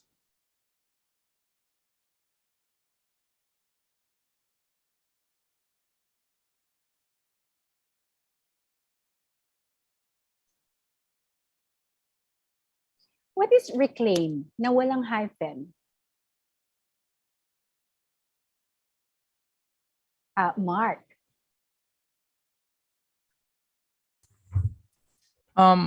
Like the first thing that came to mind was when you say reclaim, it's something you previously owned that was taken away from you, versus claim lang. You claim something. It's like you're making a hypothesis about something or a statement lang. Instead of reclaim, where you actually claimed it, parang you owned it before, you reclaim it, you get it back. Yeah.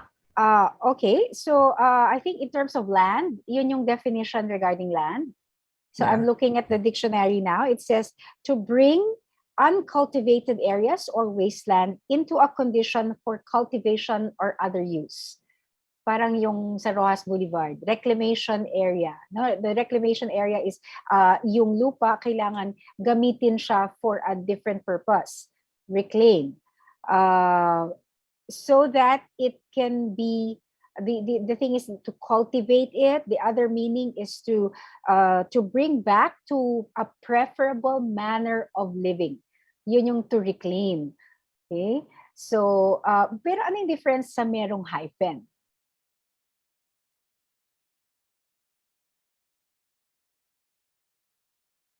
Si MK.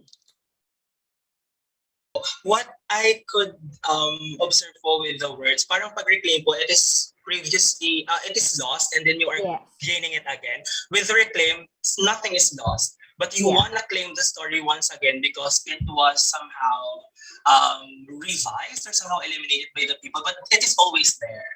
But you are going to be Yes. retelling the story, something like that. All right, correct, no? So, ang laking difference pala, no? Ngayon ko lang din na-realize na dapat talaga merong hyphen.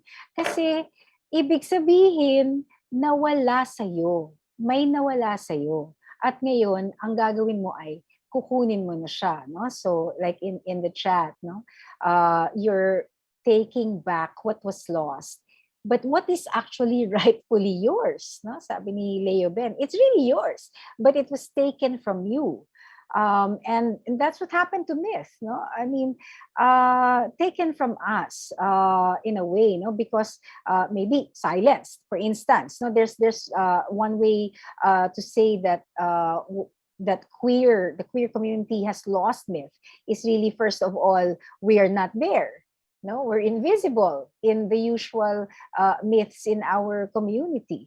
So hahanapin natin, reclaim, not just to see it from a different light, but really reclaim it because we lost it. So in one way, we lost it by the erasure of our existence, no, in myth, well as in history. So kailangan din natin i-reclaim, re-claim ang history.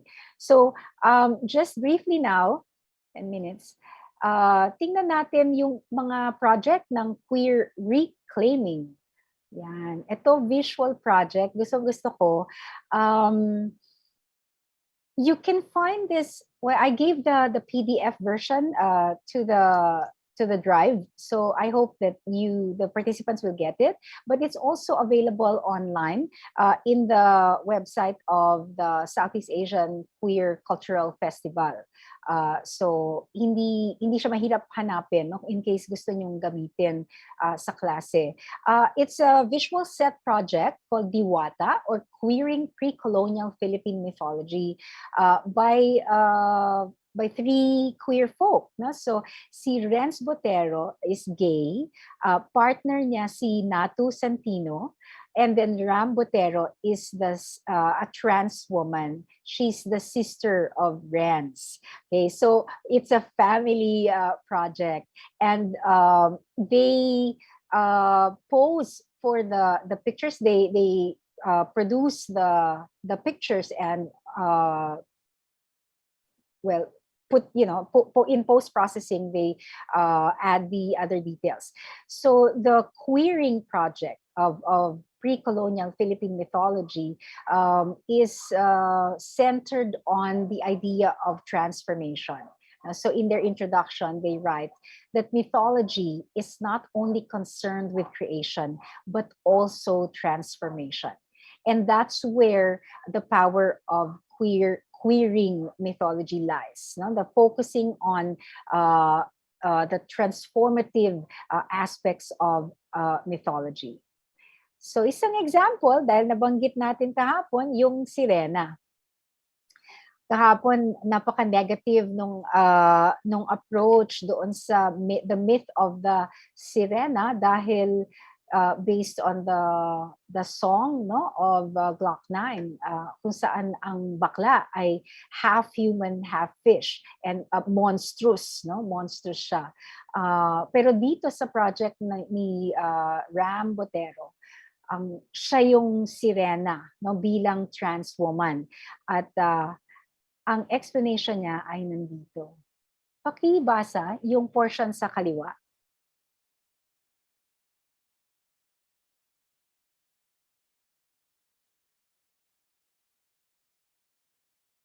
Anyone? Mark? The mermaid is an important figure for trans women, with the upper body of a woman and the tail of a fish. From the waist down, her womanhood and femininity are not defined by what is between her legs. After all, she has none. Isn't that beautiful? The Very transformation, beautiful. diba? The transformation of the image of the sirena as monstrous. Kapon monster siya, yung bakla. Pero ngayon, dito sa queering project ng isang trans woman, the mermaid has now become a symbol of her power. That the trans woman is powerful even though she doesn't possess the vagina, because her femininity is not defined by what is between her legs. Kasi meron siyang tail, no? And of course, yung the beauty talaga of the sirena. Pero syempre hindi naman natin alam kung talagang physically yung itsura ba talaga ng sirena, kasi hindi naman tayo nakakita talaga, no? But the mythic imagination supplies the information regarding the sirena. So sa atin, sa Among Us, no, we have a story, Hasang, by John Eremil Teodoro. And here in this story, you will have a copy in your kit. It's a long story about homosexual sexual awakening. No? So it focuses on sexual awakening of gays, no, male gays. And so dito, ito yung kanyang queering of the sirena myth. Could someone read that?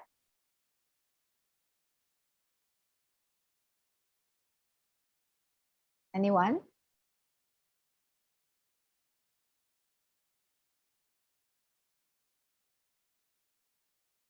Ano yung hasang?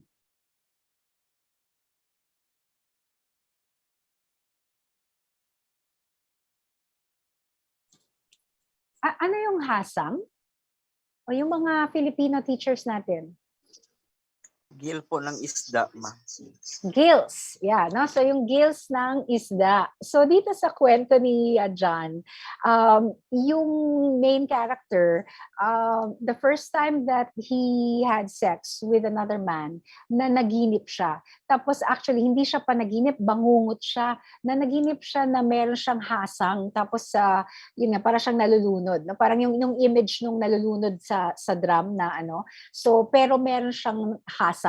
Okay? Tapos recurring dream siya. So kausap niya yung kanyang sex partner o yung beloved, at ito yung dialogue. Pakibasa daw, mabilis lang. Kasi time's up na ako. Come on.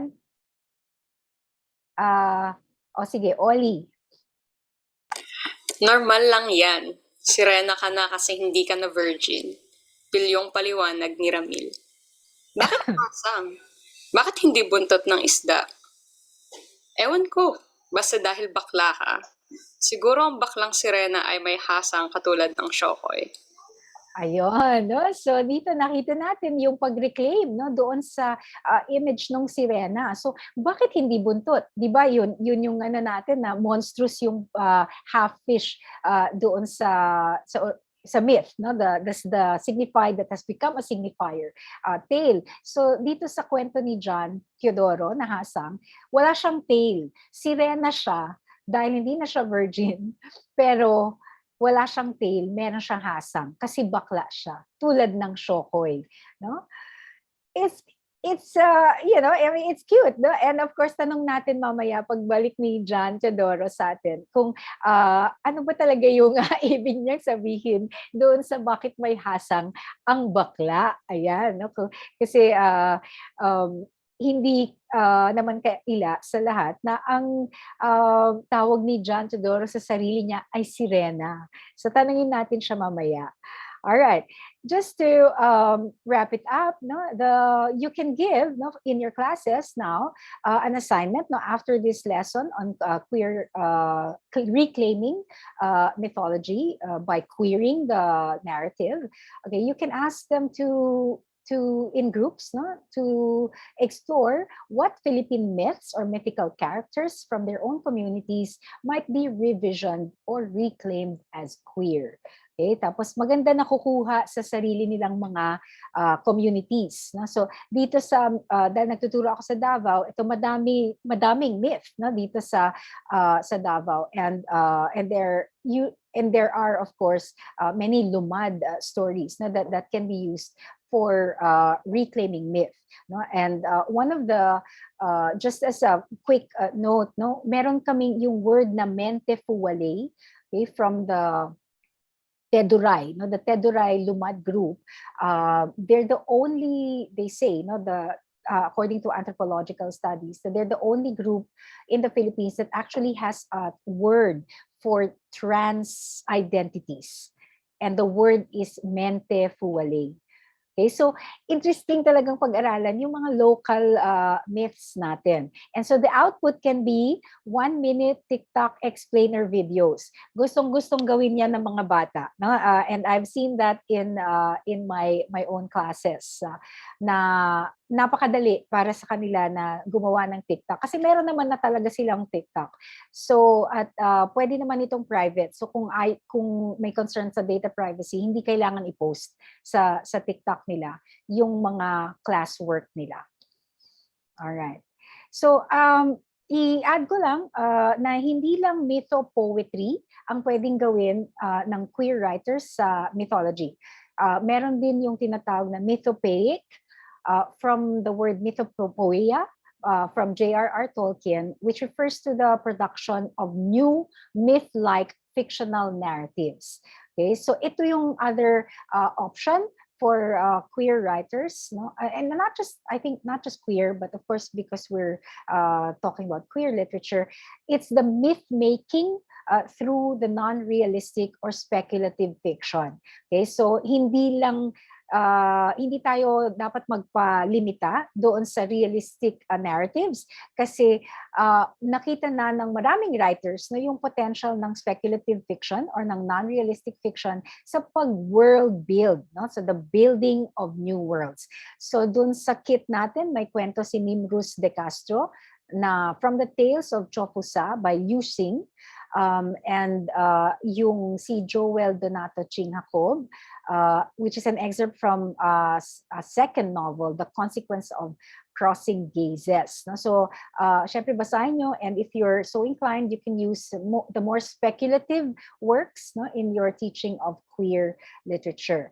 Okay, so of course, Joel Jacob is quite popular because of his novel, YA novel, Wing of the Locust, which has a queer hero or anti-hero at the center of it. No? So, sa klase, pwedeng gamitin yun bilang, I guess, a major project. No? Kung magbabasa ng nobela, pwede natin gamitin yung Wing of the Locust ni Joel Donato Ching Jacob. Okay. So, that said, of course, no, so in literature, we are given the power to revision and reclaim myths. But as you know, our lives, no, as queer folk gives us an opportunity to create new worlds every day. We do not allow ourselves to be defined by what has been said about us, by myths or history or historical versions of who we are. We are urged, of course, to reclaim our own lives by our own means of building new worlds. Thank you very much.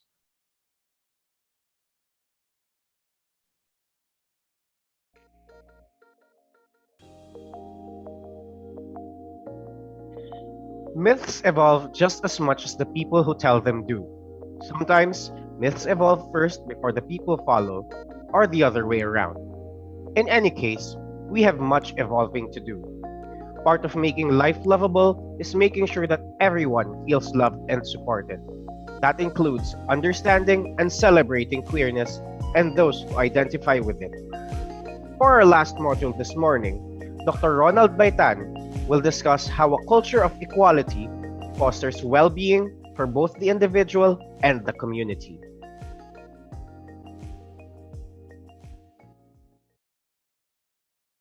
Alright, magandang maga po sa inyong lahat. Narinig niyo po ba ako? Share na tayo ng slide, please. Right? Ayan pong title natin. And talagang natin towards a new normal. No? Okay, dahil lahat man tayo normal. No? Please, next slide, please. I will begin this module with, as usual, a video. No? A little bit of an overview on the AIDS epidemic. Mr. Steven, please play. Thank you. The Philippines has the fastest growing HIV epidemic 80% of the cases, mostly men having sex with men, mostly young, who are from the age of 15 to 34 years old. So they do risky behaviors and it's unprotected. Sa ngayon kasi yung awareness sa HIV awareness hindi pa ganun kalawak eh. In a span of 8 years, the number of HIV cases in the Philippines has risen by 203%. HIV is spreading fastest in the Philippines than anywhere in the world.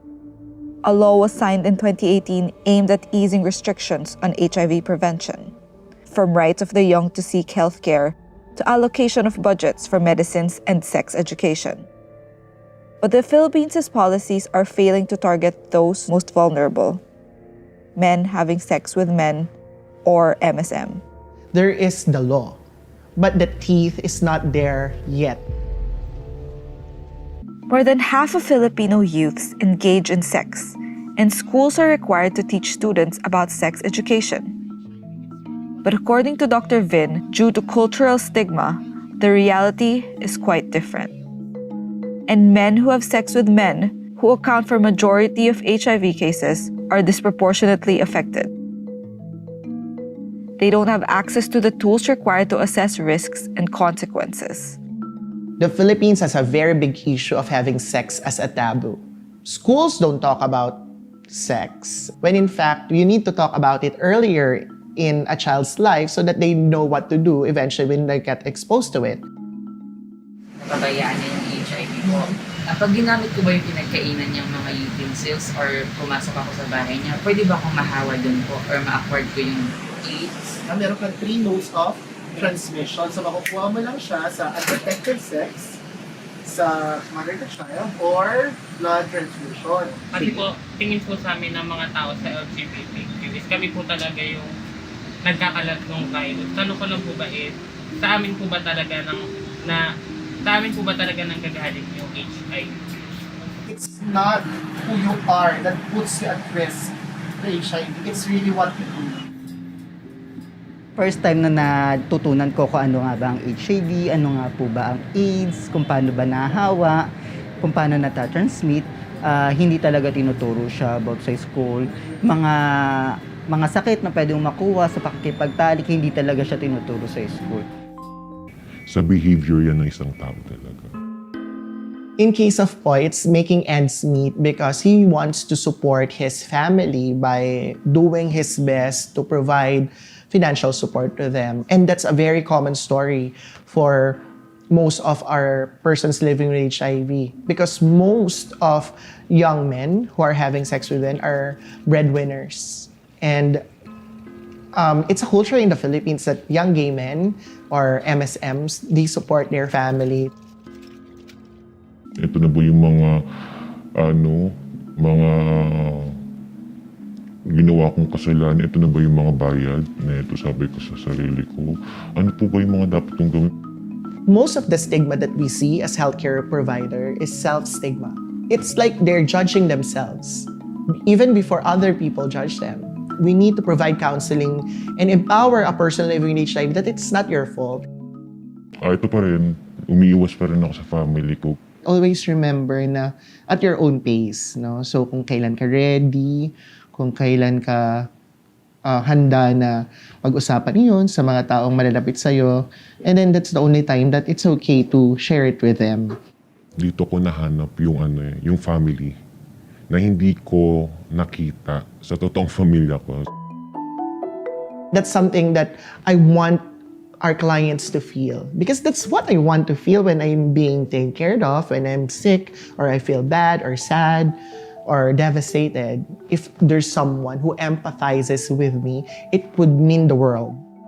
But in a country with nearly 100,000 HIV cases, reversing the epidemic requires more than individual efforts, but structural changes to the way the Philippines' policies adapt to the changing epidemic. 1 out of 10 cases in our community center of HIV positive people are men.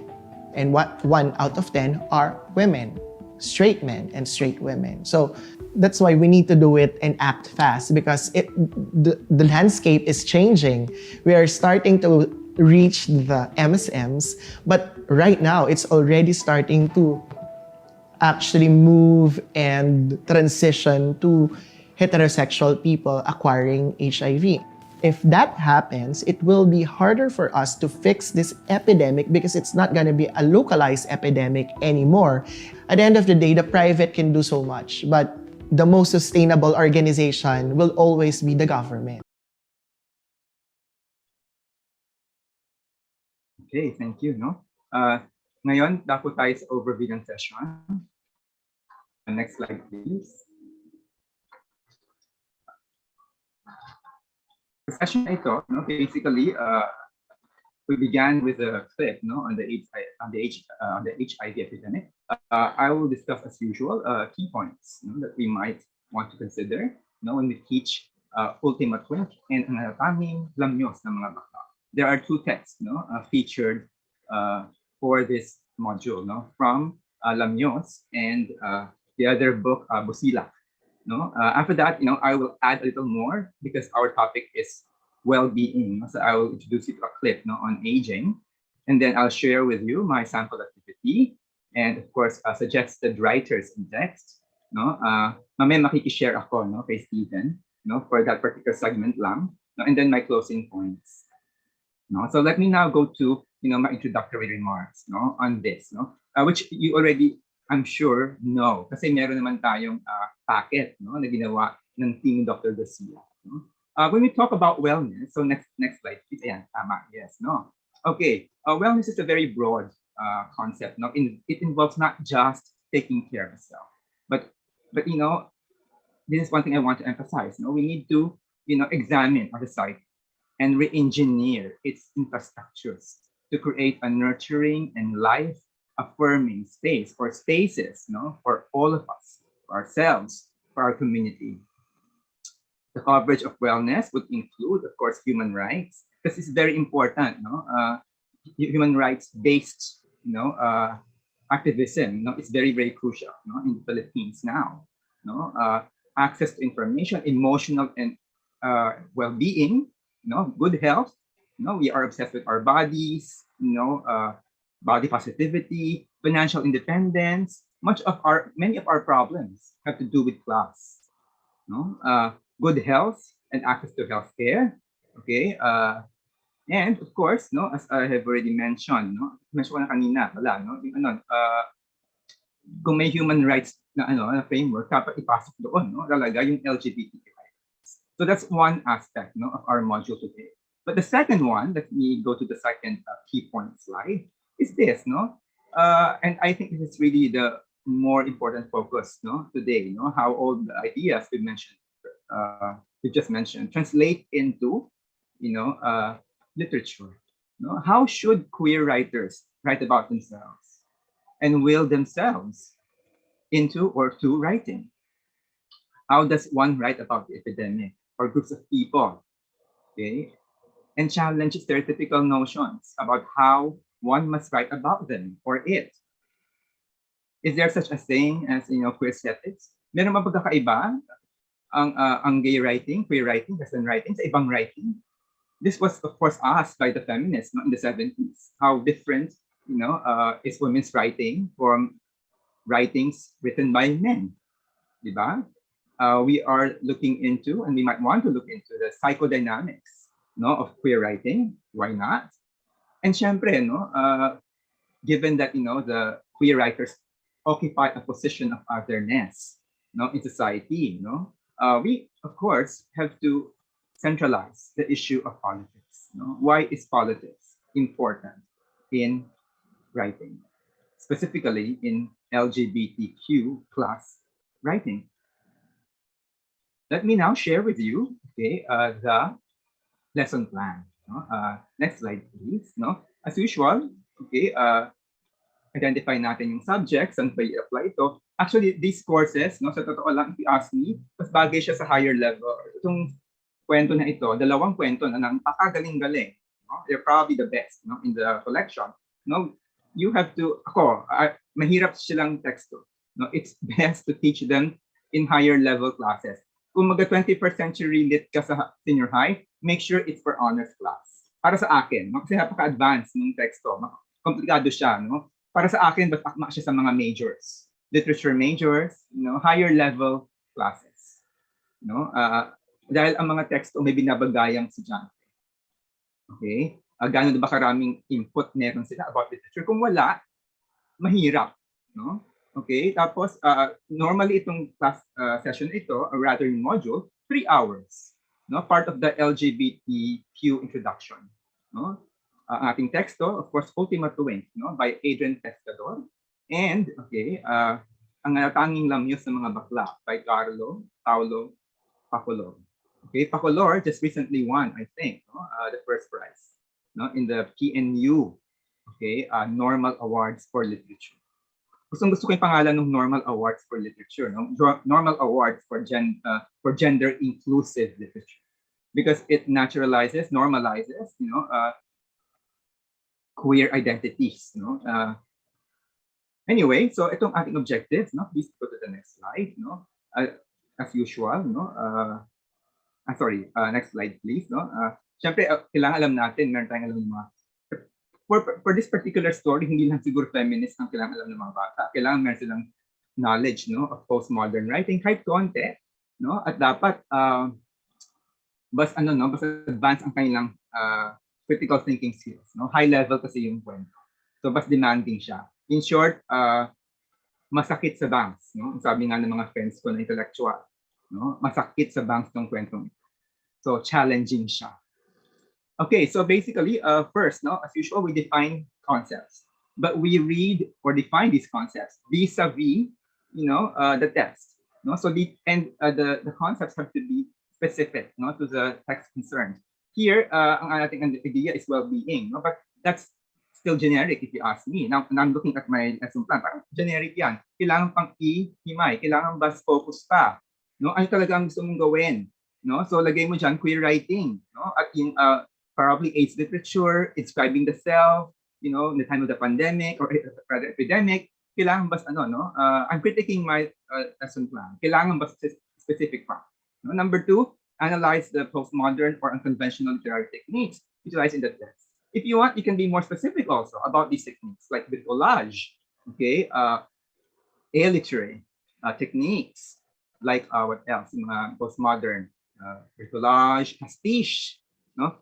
Among so many others, no? Gusto mong ilagay yan dyan, pwede, no? Why not?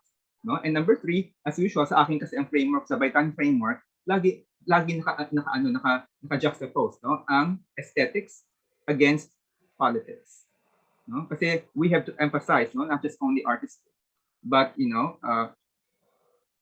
how writers, no, interrogate, okay, notions about sexuality, about sexual identities, okay, how writers actually challenge, the status quo through their works, no. And of course, number 4, you can still, of course, no, if I were you, I would rephrase that. Parang hindi ako happy pang shadow, no. So you can definitely, ang point ko nga lagi, merong laging action, no. Lagi may gagawin yung mga bata, no, to apply what they have learned.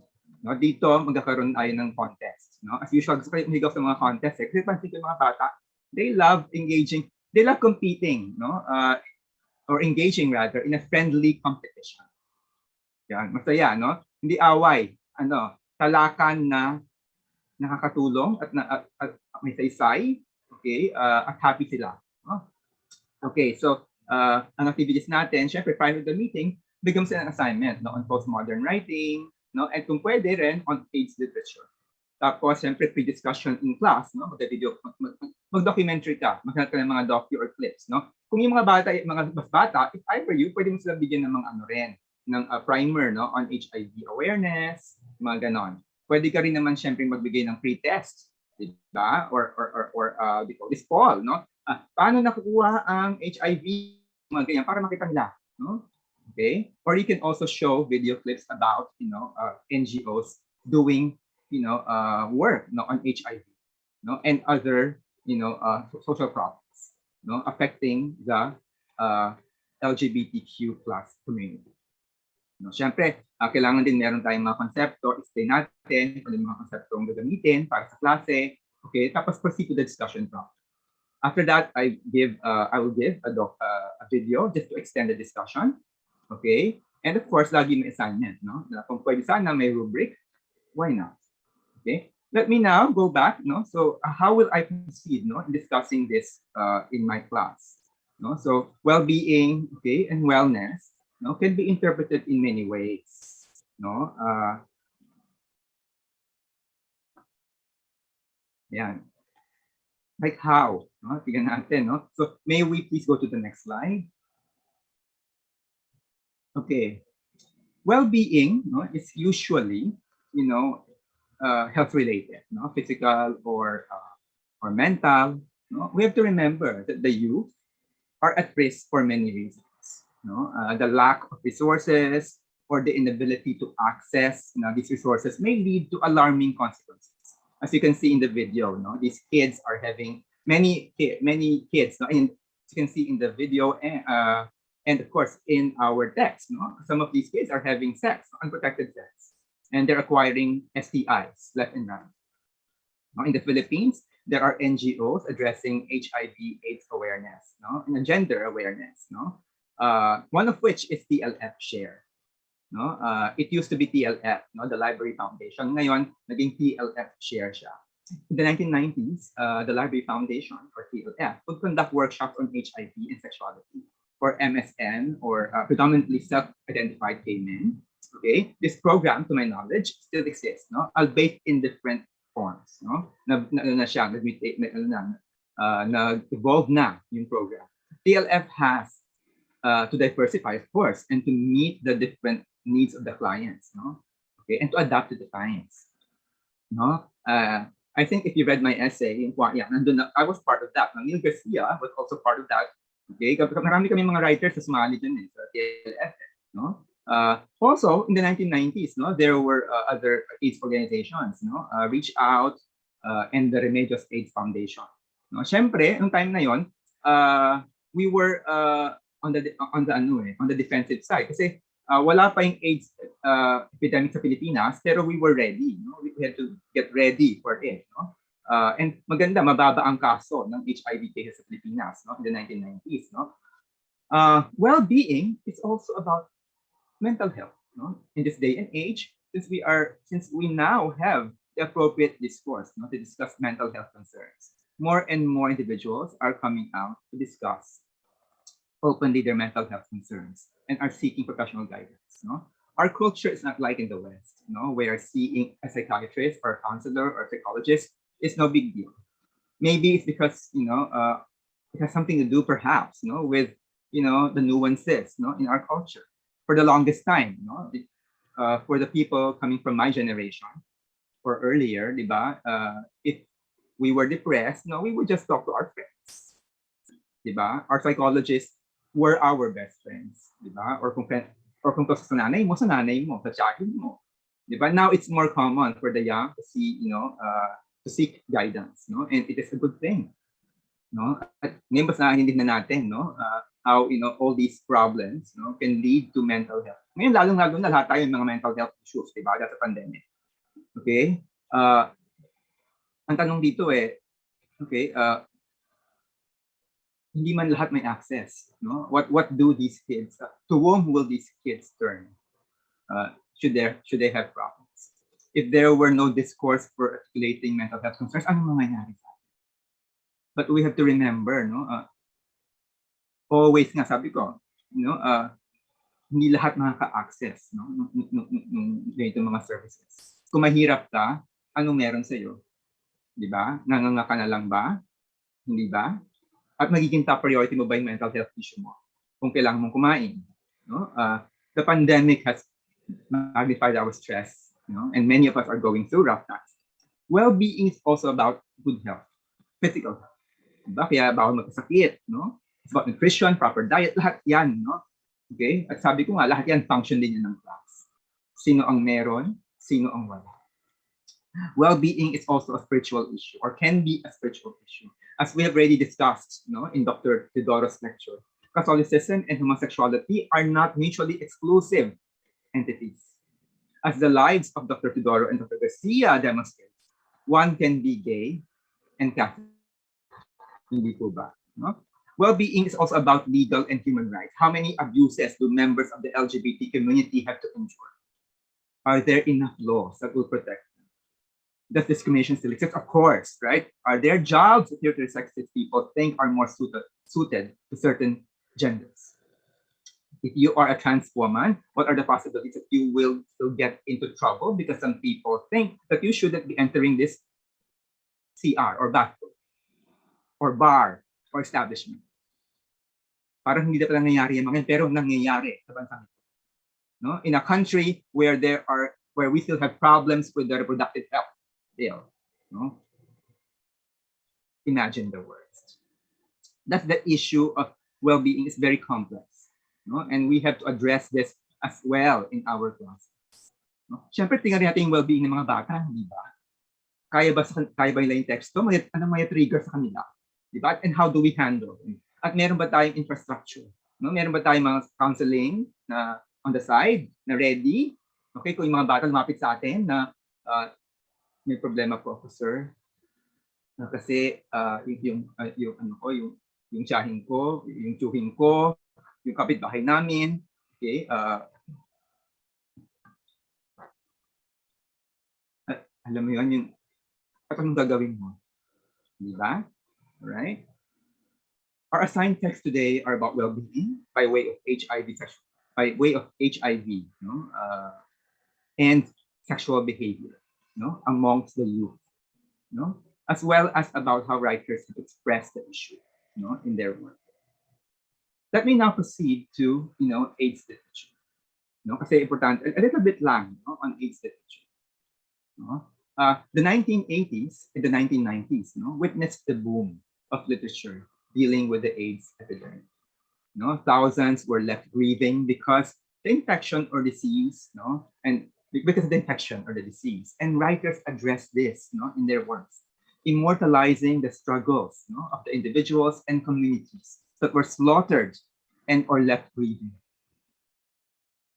as well as, celebrating, the courage and dignity with which lives with HIV or without were lived. This is AIDS literature, as we know. Some of the best gay fiction written then came from the anthology Men on Men, edited by George Stambolian. And some of the readings we used in our gay literature classes, then, Professor Garcia and myself, came from these anthologies. And some of these inevitably tackled, the AIDS crisis. Some of the best works to emerge from the late 80s and the 1990s were Paul Monet's memoir, Borrowed Time. The play by Tony Kushner, Angels in America, and the poetry collections, of Mark Doty, My Alexandria and Atlantis. A useful critical resource would be AIDS and Its Metaphors, by Susan Sontag. I'm not so sure if I got the title right. I think in the title niya, Susan Sontag, AIDS and Its Metaphors, something like that. And then in the Philippines, the emergence of AIDS literature came later, because the conditions were different. The number of AIDS cases meteorically rose only in the 21st century, the last 10 years. The number, and by then the demographics had already changed, and shifted from hetero to more MSN. But what saved us is the fact that from the mid-1990s onwards, cocktails had already been developed. In the last 10 years, the meds were so effective that AIDS could no longer be considered a death sentence. Hindi ba?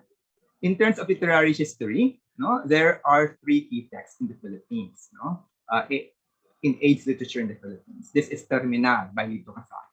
The second is Orosa na Feel Malate by Dr. Louis Mar Langcuangco. And I say that as doctor, talagang siya, medical doctor siya. Hindi kagaya namin ng mga doktor na PhD. Siya ay talagang medical doctor. Kaya kami, you can call us professor, by Tan. Siya talaga, medical doctor siya.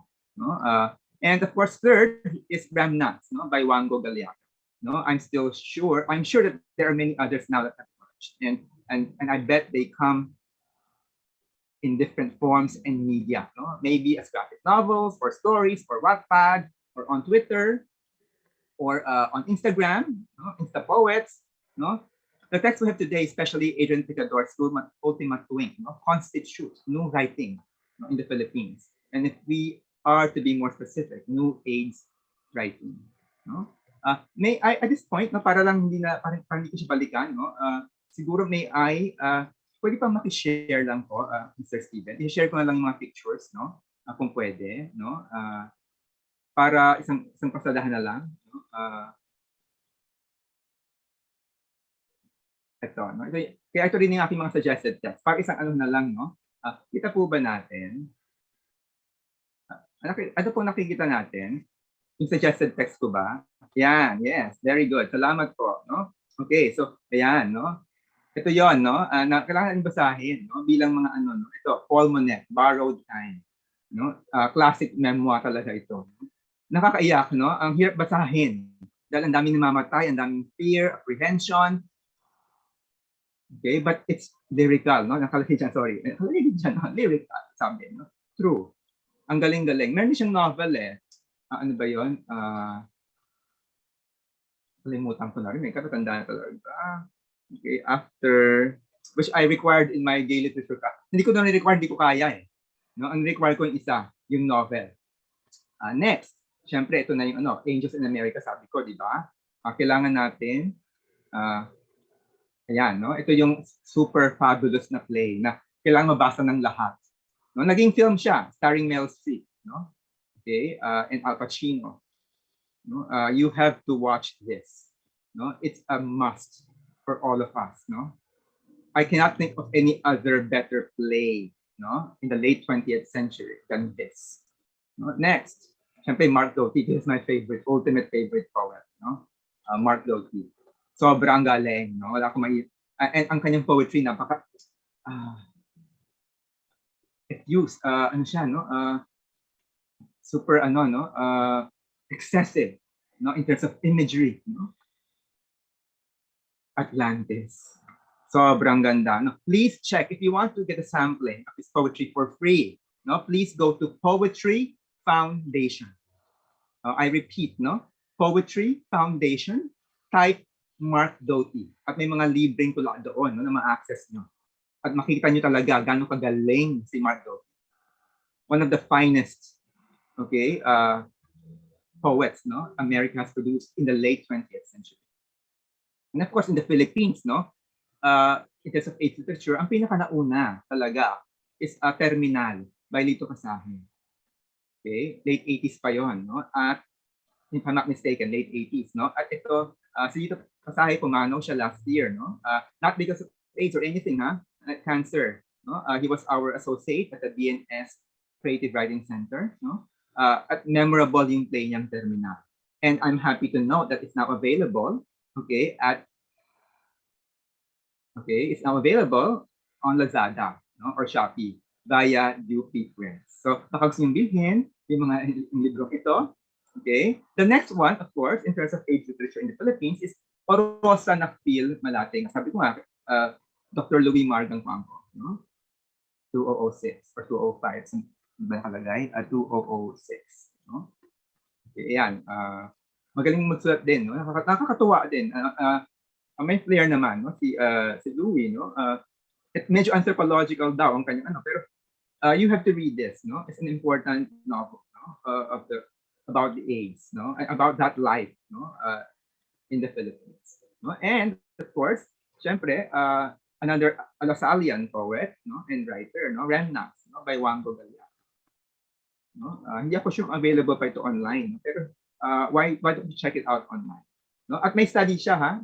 Pakipon sa inyo. Ayan, no? May study siya, no? Ni John Lee Centeno Toledo, no? Wango Galeaga's Remnants as contributing to Philippine HIV/AIDS literature. Okay? So, yun lang po, no? Ang aking sharing, no? At syempre, siguro segue tayo sa new literature, no? Ano ba talaga yung, para isang ano lang, isang sadahan na lang, no? Yung kay Pacolor naman, no? Ibang klase magsulat, di ba? No? And to me, no, his writing, no, is reminiscent, no? Yung ganyang aesthetics, okay? Or politics, no? As a writer, aesthetics politics, or transgressive aesthetics, ay reminiscent, no, of Jean Genet, no? Okay, so pwede yung tignan, no, ang website na yan. Okay, Google mo lang, I think Grove something, no? Ito yung mga libro niya, no? Palakihan ko kaya, no? Para hindi nakita, no? Malabo ang mata ko, no? So hindi ako sure kung gaano kalabo ang sa inyo. Okay, ayan. Ang ganda ng mga cover, no? Pero tingnan po natin, colorful, no? Kakaiba siya mag-isip. Kasi sa totoo lang, sino nagsabing dapat tayo lahat pare-pareho mag-isip? Di ba? Isa yun sa mga takeaway dapat natin sa klase, no? On queer writing. Siyempre, no? If you ask me in terms of intertext, no? If you want to read, no? Unconventional text, no? Or a different kind of writing, no? Na talagang iba-iba, no? Lahat ng mga modernist techniques and perhaps postmodern techniques, sama-sama, ito ang ultimate model ng queer writing. Ultimate. Nothing else can beat this canonical text. This is where we will all go back to, no? Betrayed by Rita Hayworth. No, yung batang ito ay mahilig manood ng sine, no? At nakakatuwa kasi iba-ibang lahat inform niya iba-iba, no? May report, may dialogue as a chapter. Makikita mo yung kay di ba? Yung mga techniques niya. Okay? Pero our great forefather is Manuel Puig.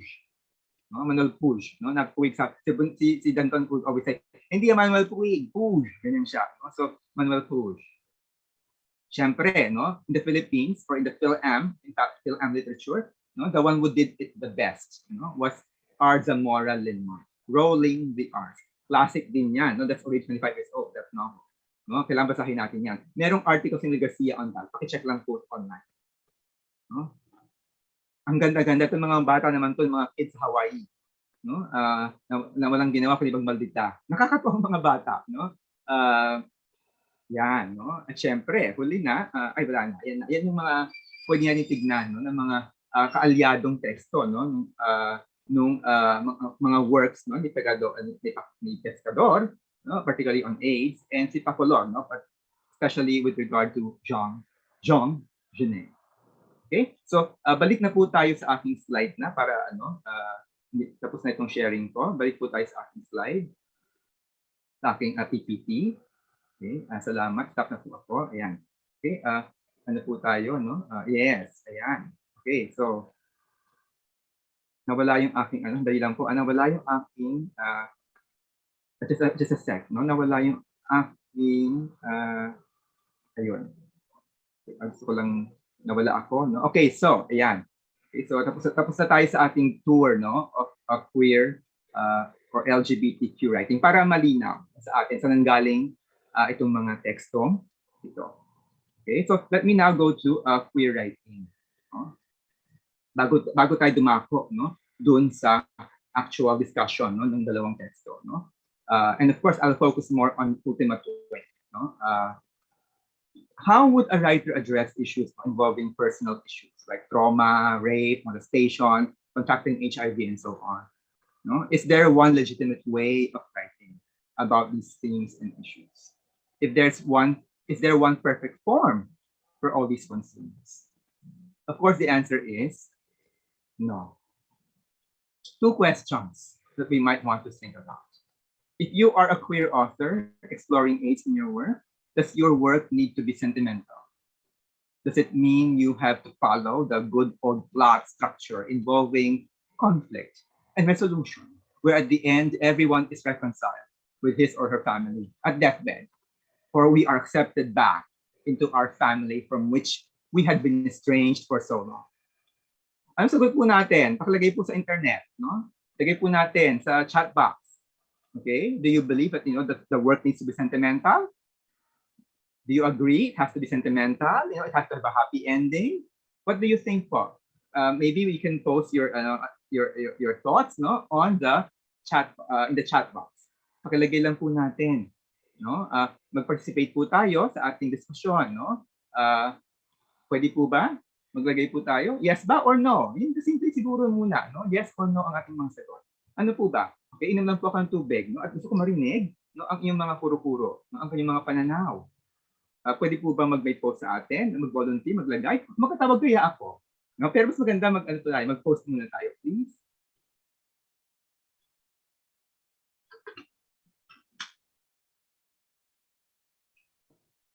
Sana wag tayo mahiya, no? Dahil mukha lang akong impacto, no? Mukha lang akong maldita, no? Pero mabait po ako, sabi ni Lord.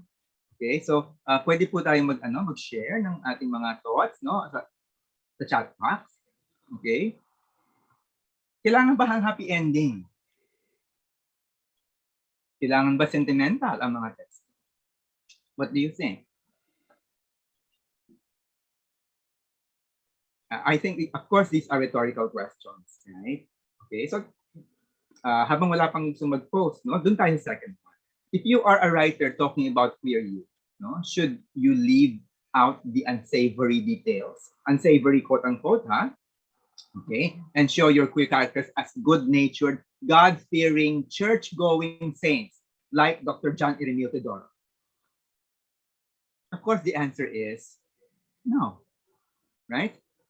Queer writing, no, by virtue of its anti-normative, anti-establishment context and politics, it's one big challenge for writers to seriously consider all available writing tools and techniques out there, and ideally, if possible, to push us towards a new clearing.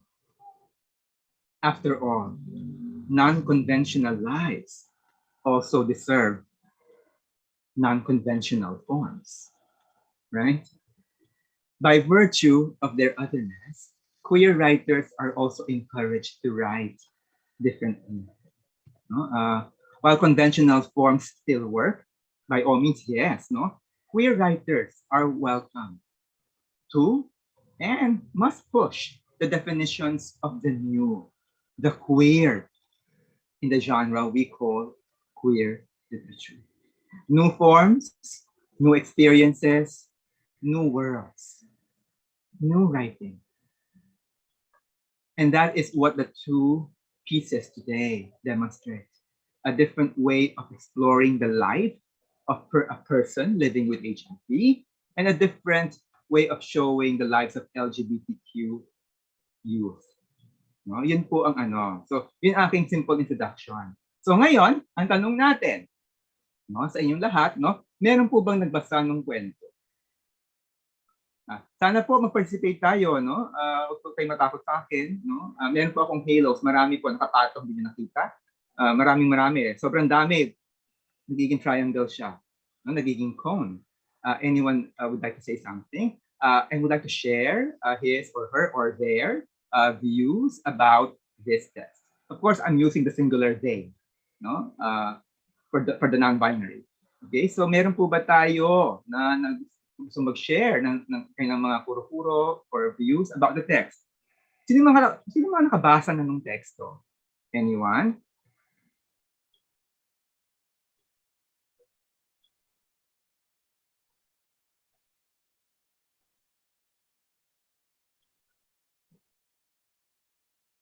Pwede po bang makishare tayo? Sino po nakabasa?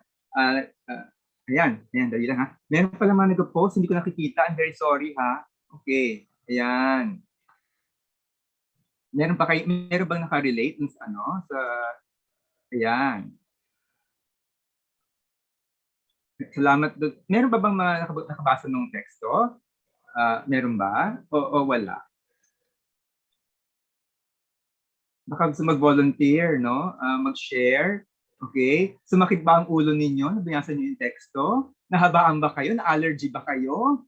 Okay? Sabi niyo, pandemic na, super stress na. Wag na. Tsaka na lang. Tapusin na natin. Dahil syempre, torture, hindi po ba? Okay?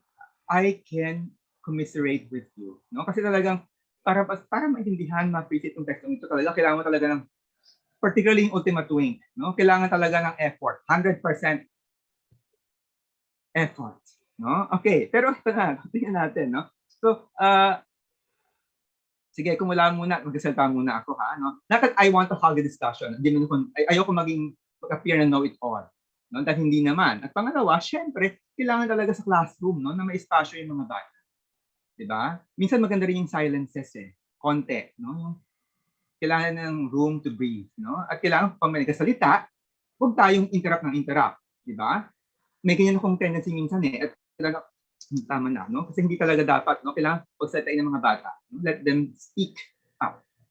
Okay, so, dito sa textong to, no? Siguro bago ko pakita yung yung ating mga questions, tingnan natin, ha? Okay? Imagine nyo, no, na meron kayong exam, no? At yung mga tatanungin yung teacher mo. Na basic naman, no? Tingnan natin, no? So ano muna, discuss, then conventional. I wouldn't even say unconventional, no? Parang napaka-peg naman, no? So pinipeg naman natin, no? Discuss the fictional techniques or strategies, no? Utilized in the story. At syempre, when you do that, lalabas na postmodern siya. Di ba? Yung bricolage, pastiche, no? Elitry, okay? Fragmentation, self-referentiality, all these techniques will come out, no? Analyze the main character, no? Discuss how he is dealing this condition, no? Kasi kahit naman postmodern ito, no? Meron self, no? That is being written in the text. No? Discuss the significance of the title. Bakit may ultimate twink? Ba't niya ginawa, kinreate si ultimate twink at si Divaspora? Okay? Examine that story's treatment of HIV or AIDS. How does the use of postmodern techniques, no, enhance the politics of the writer or the vision evident in the story? Ito talaga yung more synthesis na, no? And of course, last, no, how does the text gesture towards new LGBTQ writing in the Philippines? No? Tingnan natin ngayon po yung excerpt, no? Tingnan natin. Maiksi lang naman siya, no? Pwede po at this point, ha, hindi na ako papayag na wala magbabasa. No? Kailangan may magbasa. No? Sino kaya ang gusto magbasa? Pwede po ba mag-volunteer? Makiparticipate man po tayo. As I've said, magkaka-reward kayo. No? At ano yung reward na yun? Hindi galing sa heaven, ha? Necessarily. Kasi sabihin ko sa klase ko, no? Na, okay, sino gusto magbasa? Okay? You will get your reward. Okay? In heaven. Tapos nag-ano ko? If heaven exists. Ganyan sabihin ko. No? Kasi sabi ko sa kanila na you have to do good just simply for the fact that we as human beings must do good. Hindi ba? So, okay. May nag-volunteer pala dito, no? Unahin po natin ngayon muna si Frank Tamayo. Ikaw yung nauna kong nakita, no? Pwede pong basahin natin yung itong ultimate twink excerpt. Sana malinaw, no? Okay. Focus please, curtain. My story begins. It begins with, all right, of course. Just why in the hell should you call me Ultimate Twink? That first, the tragic backstories and full melodrama can wait. But don't you worry, ma'am. We'll return to the tried and tested formula soon enough. Everyone wants to resume normal programming. At Charo. At Charo, myself especially. Whatever the hell that means, but you see, Ultimate Twink in the code name for my superhero alter ego. Really, Ultimate Twink spelled out in bold rainbow font. Skinny, limber, hairless, the last baby power bottom any zaddy will want. Not that there are no twinks that top. I certainly don't want to reinforce that heterocentric stereotype, nor do I want to confine his entire sexual persona to just that. But among the twinks that bottom, I am the absolute best when I am him. Ultimate Twink's powers include the flexibility of an Olympic gymnast, self-lubricating orifices, total muscle control, and no gag reflex. Oh, and super speed and flight and super strength. Those two, of course, sure. Ultimate Twink. Ay, naku, ang ganda ng reading. Thank you very much, Mr. Tamayo. Ganda, no? Ganda. Perfect. Okay, so anong gagawin sa klase, no, to discuss it? No? Diyan pa lang sa first, yun lang sa excerpt natin, kitang-kita mo na, di ba? No? What is evident, no? Just from the excerpt, you will see, no, a very complex and good handling of the language. Di ba? Which is what literature is all about. Okay? And then there is self-irony, no? The persona, the narrator rather, is self-ironic, no? Poking fun at himself, no? Self-referentiality. He knows that he is talking about something, you know, and talking to, kunwari, to Ate Charo. Okay? The allusions are complex. Diba? Only a highly educated person could have written this piece. No? Kaya siya mas katabang reminiscent of the modernist pieces. Diba? Ang daming allusions galore in the text. no? Kung hindi ka edukado, paano makilala mo ba sila Hemingway? Di ba? Or yung mga writers diyan na na-allude na at pinapakalaman niya yung lengguwahe, no? Hindi lang Hemingway, meron pang queering ng speech, no? And then the blurring of genres. Ito ay fiction, pero ginagawa niyang script, no? Ginagawa niya marami, may confessional, merong graphic novel-ish, may mga panels, okay, may mga picture, may picture na isa, no? Tapos iba-iba, no? Okay? So the genre, the idea of genres is blurred, and that all goes back, of course, to Manuel Push, no? And of course, self-reflexive persona. At take note dito, pag alam niya gasenti na siya, biglang he will stop, no? Alam niya pumreno, alam niya itimpla ang kanyang emotions, no? Take note also, no? This is kind of a confessional that doesn't want to confess, that refuses to confess, and yet manages to confess, and then holds that. So may mga ganung siya no? Pwedeng lang po, pa-focus lang po sa text, no? Yan, tama. So yan, no? Yan, ganda, no? So, di ba makita natin, di ba and then there are some, there you will see in the text of procrastinations. No, he wants to say something, he wants to share something with, his friends. But does he get to? Parang J. Alfred Proof hindi malaman, pero, no, it ends in a question, no definite endings. No? It's a very complex of the psyche. No? Pero hindi ito yung hindi ito stream of consciousness hindi ganun The self is revealed in a different fashion. At yun ang nakakatuwa sa teksto. Diba? May humor, may irony, may campy elements. Yan ang kailangan natin na-explore sa teksto. Kaya talagang medyo, no, mas masusing pag-aaral. No? Okay? The I's disintegration, or how the self keeps itself whole, okay, is an important thing to consider. No? Fragmentation, is it there in the text? Tignan natin, no? Why create ultima twink and diaspora? How is hate dealt with in the text? Is there self-hate? How is he coping with this condition? Is hate or anger redirected or projected or displaced? What are his conjectures about how he got infected? And how are these reimagined through pastiche and bricolage and other techniques? Diba? So, yan ang natin. So, talagang maghanap tayo. Ano talaga? Ano yung pastiche? Ano ba yung bricolage? Ano ba yung, di ba? Yung improvisation, lahat yung mga ganyan. No? Borrowing from different writers. Okay? Mixing artistic styles. Lahat yan, papasok yan dito sa tekstong. Okay? Napaka-random ng iba. No? Yung anong malabas sa teksto. No? Okay? At syempre, dito maraming commentary on popular culture. Ino-okray niya. At merong meron siyang merong, alam mo rin yung class ng character na ito no? Alam mo, uppity yung, hindi man upper class siya, pero yung kanyang knowledge, no, medyo high level So, ano yung kanyang attitude towards the others. Pero, okay, ito yung bata na na very, very intelligent at nag-bar hopping, okay, at into sex, no, a lot of sex. Pero ang galing-galing pagkakalahat ng kwento. No? Ito yung gusto kong sabihin dito no? There are so many ways, no, of dealing with HIV. Hindi kailangan iyakan, no? Dahil pag binasa mga buti, nakakaiyak yung kwento. Okay? May umiiyak, pero hindi pinapakita na gol, walang ganon. Alright? So let me now segue to ang katangi-tanging lamesa. Isa pa rin naman fabulous teksto, no? And I would like you to focus on, the fabulous handling of the language. The characters are the so-called parang baklang kana. Alam mo yung mga hindi typical na, di ba, hindi yung mga saintly John Eremil Teodoro, no? Or yung mga intellectual Neil Garcia, no? Ito yung mga baklang kanal na mga teenagers na parang aakalain natin na pariwara ang mga buhay. Sex grinder, okay, meetups, at nangungulekta ng mga STI. Ganun ang kwentong ito. Mga madungis, no, ng mga bakla, no? Okay, na laging may threat ng STI. Pero of course, conscious sila sa STI, take note. Kaya nga sila nagpapatest. No? Should we idealize and sanitize our reality? For whom? Look at how the text shares with us, no?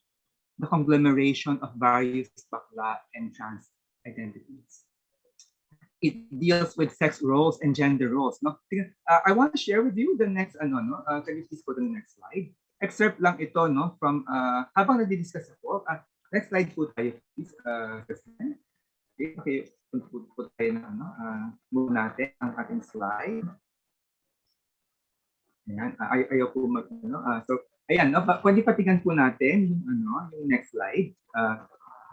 Let's show an excerpt from ang nataang lamyos. Actually, next 2 slides na, Kasi lang na akong oras daw, sabi ni Lord, So check lang natin. Okay, habang nag-ano tayo, so yung mga questions na gusto ko palabas, Diba? Siyempre, kailangan natin tignan, You can comment on the characters, and how their characterization interrogates, our notions of the bakla, And discuss how the story succeeds as a story. Kasi, and then you can focus on the transgressive qualities of the text. You can of course be more specific about them. And then you can critique the story's vision of carving a space for queers and other identities. Can we please go to the excerpt? Tingnan lang natin para lang savor lang natin yung excerpt, nung kwento. At syempre ngayon, meron naman tayong volunteer na naman. So, sino po ang gusto mag-volunteer, magbasa? Okay, meron pang gusto? Technical people, can you please tell me sino ba yung kasi hindi ko makita, sino ba yung pwede natin tawagin? Okay, sino gusto magbasa? Meron naman nag-volunteer, darling? Meron na? O wala pa rin? O may nahihiya ba? Baka pwede po tayo magbasa? Okay, this is a Filipino text. Ang ganda-gandang Filipino. Baka may gusto mag-volunteer. Kanina merong isa nakita ko kanina na nag-volunteer. Baka may gusto mag-volunteer ngayon. Okay, pagkapalain kayo, okay, ng universe. Sino po ba ang gusto magbasa? Okay, ayan, si Maria Isabel, gusto ibasa po natin, ang excerpt. Salamat po. Okay, good morning po. Pa-color ang natatanging lamyos ng mga bakla. Nagalis ng kondom si Sen pagkayari at niyakap siya ni Herman. NSA, no strings attached ang nakalagay pareho sa profile nila, pero parang may nagtahi sa kanila ng walang kinalaman sa pagsang-ayon sa kung alin ang alin. At natawa sila dahil doon lang din nila nalaman ang ibig sabihin ng no strings attached. Dahil nabasa lang nila galing sa iba at dahil nabasa, akala'y natutunan pati. Parang kung ano dapat ang kilos. Kilos babae ka ba? Hindi dapat o kilos lalaki. Yun dapat. Parang itsura. Itsura mo dapat macho, kung ano man yon, hindi lalamya-lamya, kung ano man yon. Kung ano man ang puke, kung ano man ang titi, dun sila parang nagkasundo. Pero tinanong na rin ni Herman, paano yung titi mo? Pababaliktad mo ba? Hindi alam ni Sen. Hindi ko alam. Pero hindi dahil hindi niya alam, alam niya. Hindi ibig sabihin nun, hindi siya sapat. Sapat ka para sa akin, Sen. Sapat ka kahit hindi ka pumili ng alin. Tingin ko mas maaalagaan siguro natin tayo. Hindi tayo magsasakitan pag alam nating sapat tayo. Hindi dahil doon. Hinalikan siya ni Sen. Hinahalikan naman siya ni Sen kahit wala lang. Okay. Ito yung isa sa mga lamyos moments ng teksto. Ang ganda-ganda, di ba? Mga pariwarang mga bakla, pero alam mo yun, ang ganda-ganda ng teksto ng to, no? At syempre, if you look at the passage, it deals with sex roles and gender roles. Pag femba, kailangan bottom. Di ba? Yun yung mga ganung mga, napaka-simpleng mga details. No?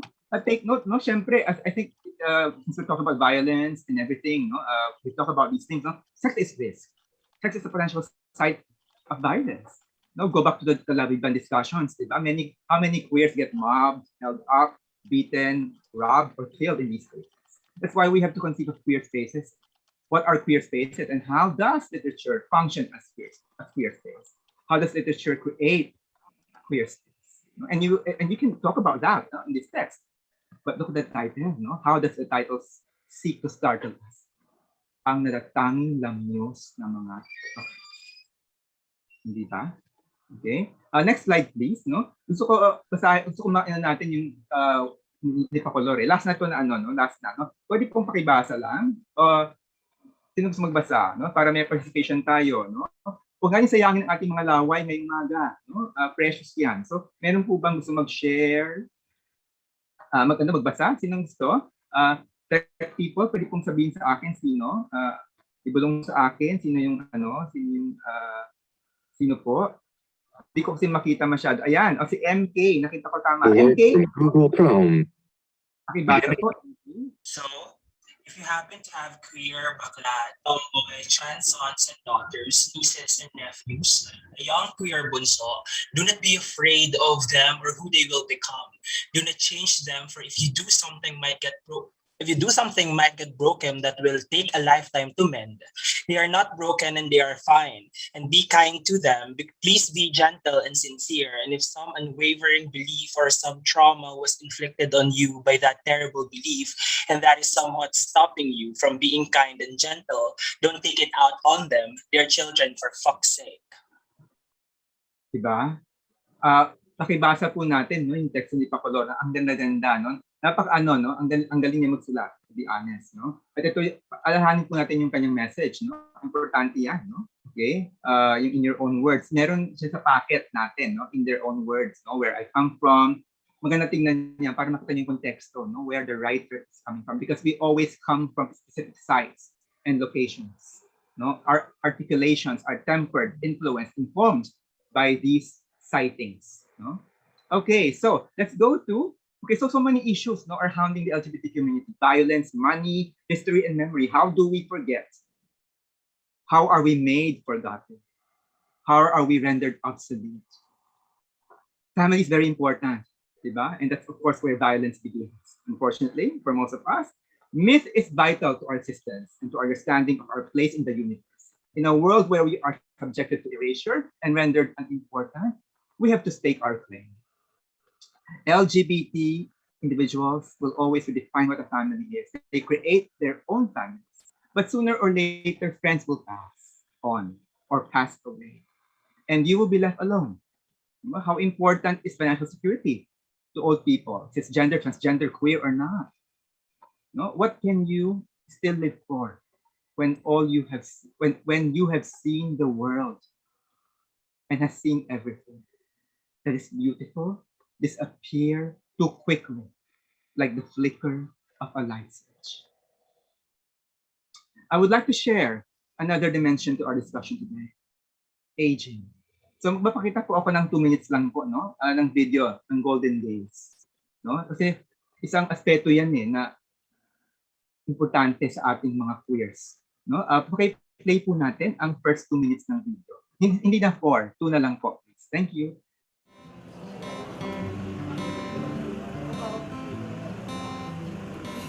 Mahalaga ang araw na ito. Kailangang paghandaan.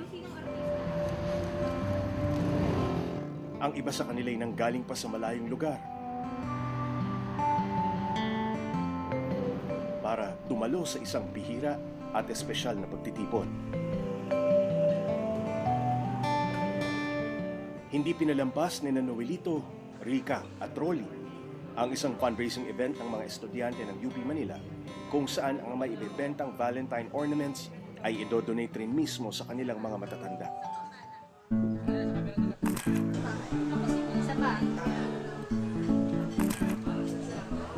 Bihira na kasi silang magsama-sama ng katulad nito mula nang magkawatak-watak sila halos 3 taon na ang nakararaan.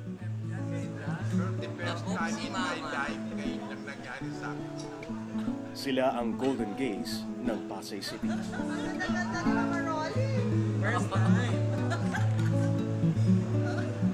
Never na nakatempt kasi.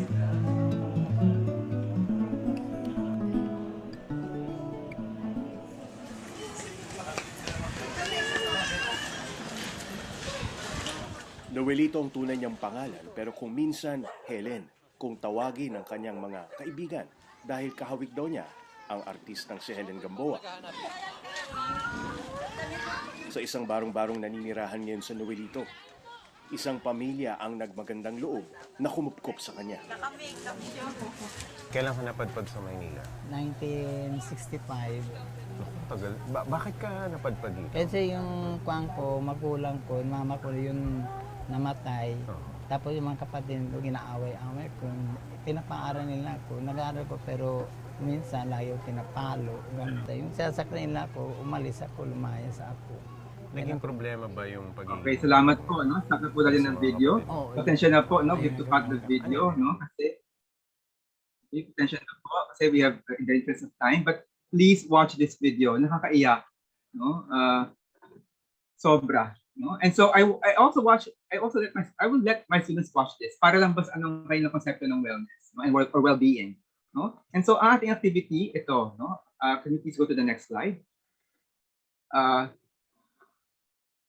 LGBTQIA+ speech writing competition.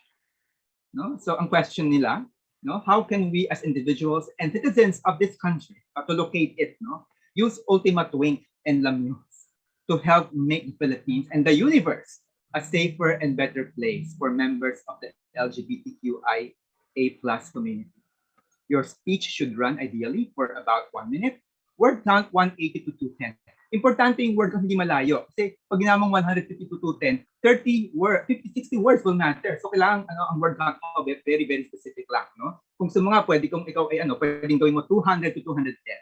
Para yung mga words, no, ng mga bata, pare-pareho lang. Para gano'n, no?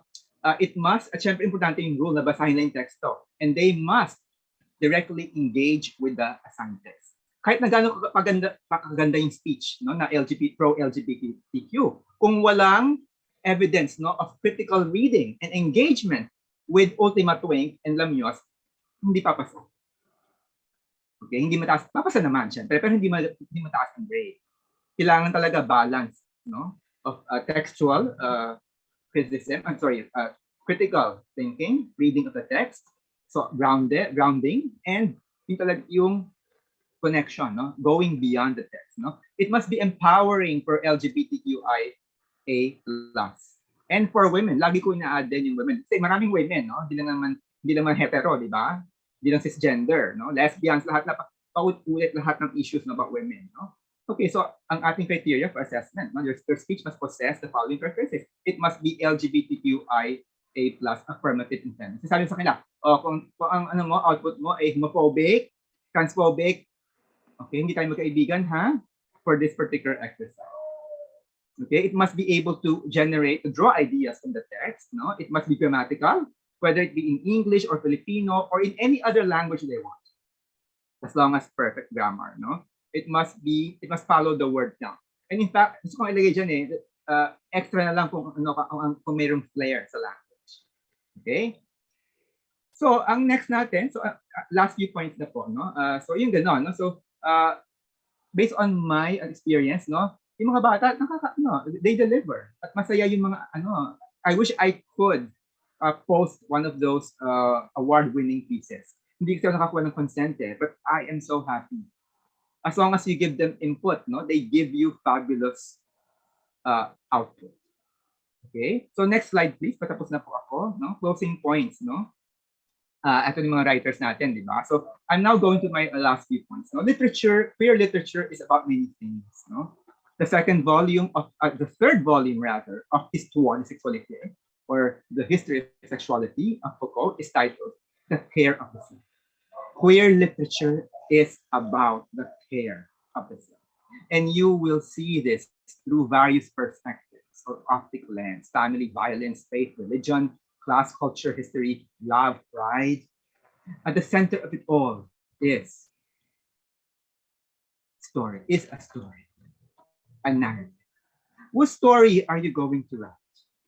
From whose perspective will you tell that story? Your story. We write to tell our story, or our stories like no other, because they are distinctly ours. I will end with 4 important insights. No? We write without apologies, no? Based on the text of Pecador and Papalor and all the other brave and outstanding LGBTQ writers. We write without apologies.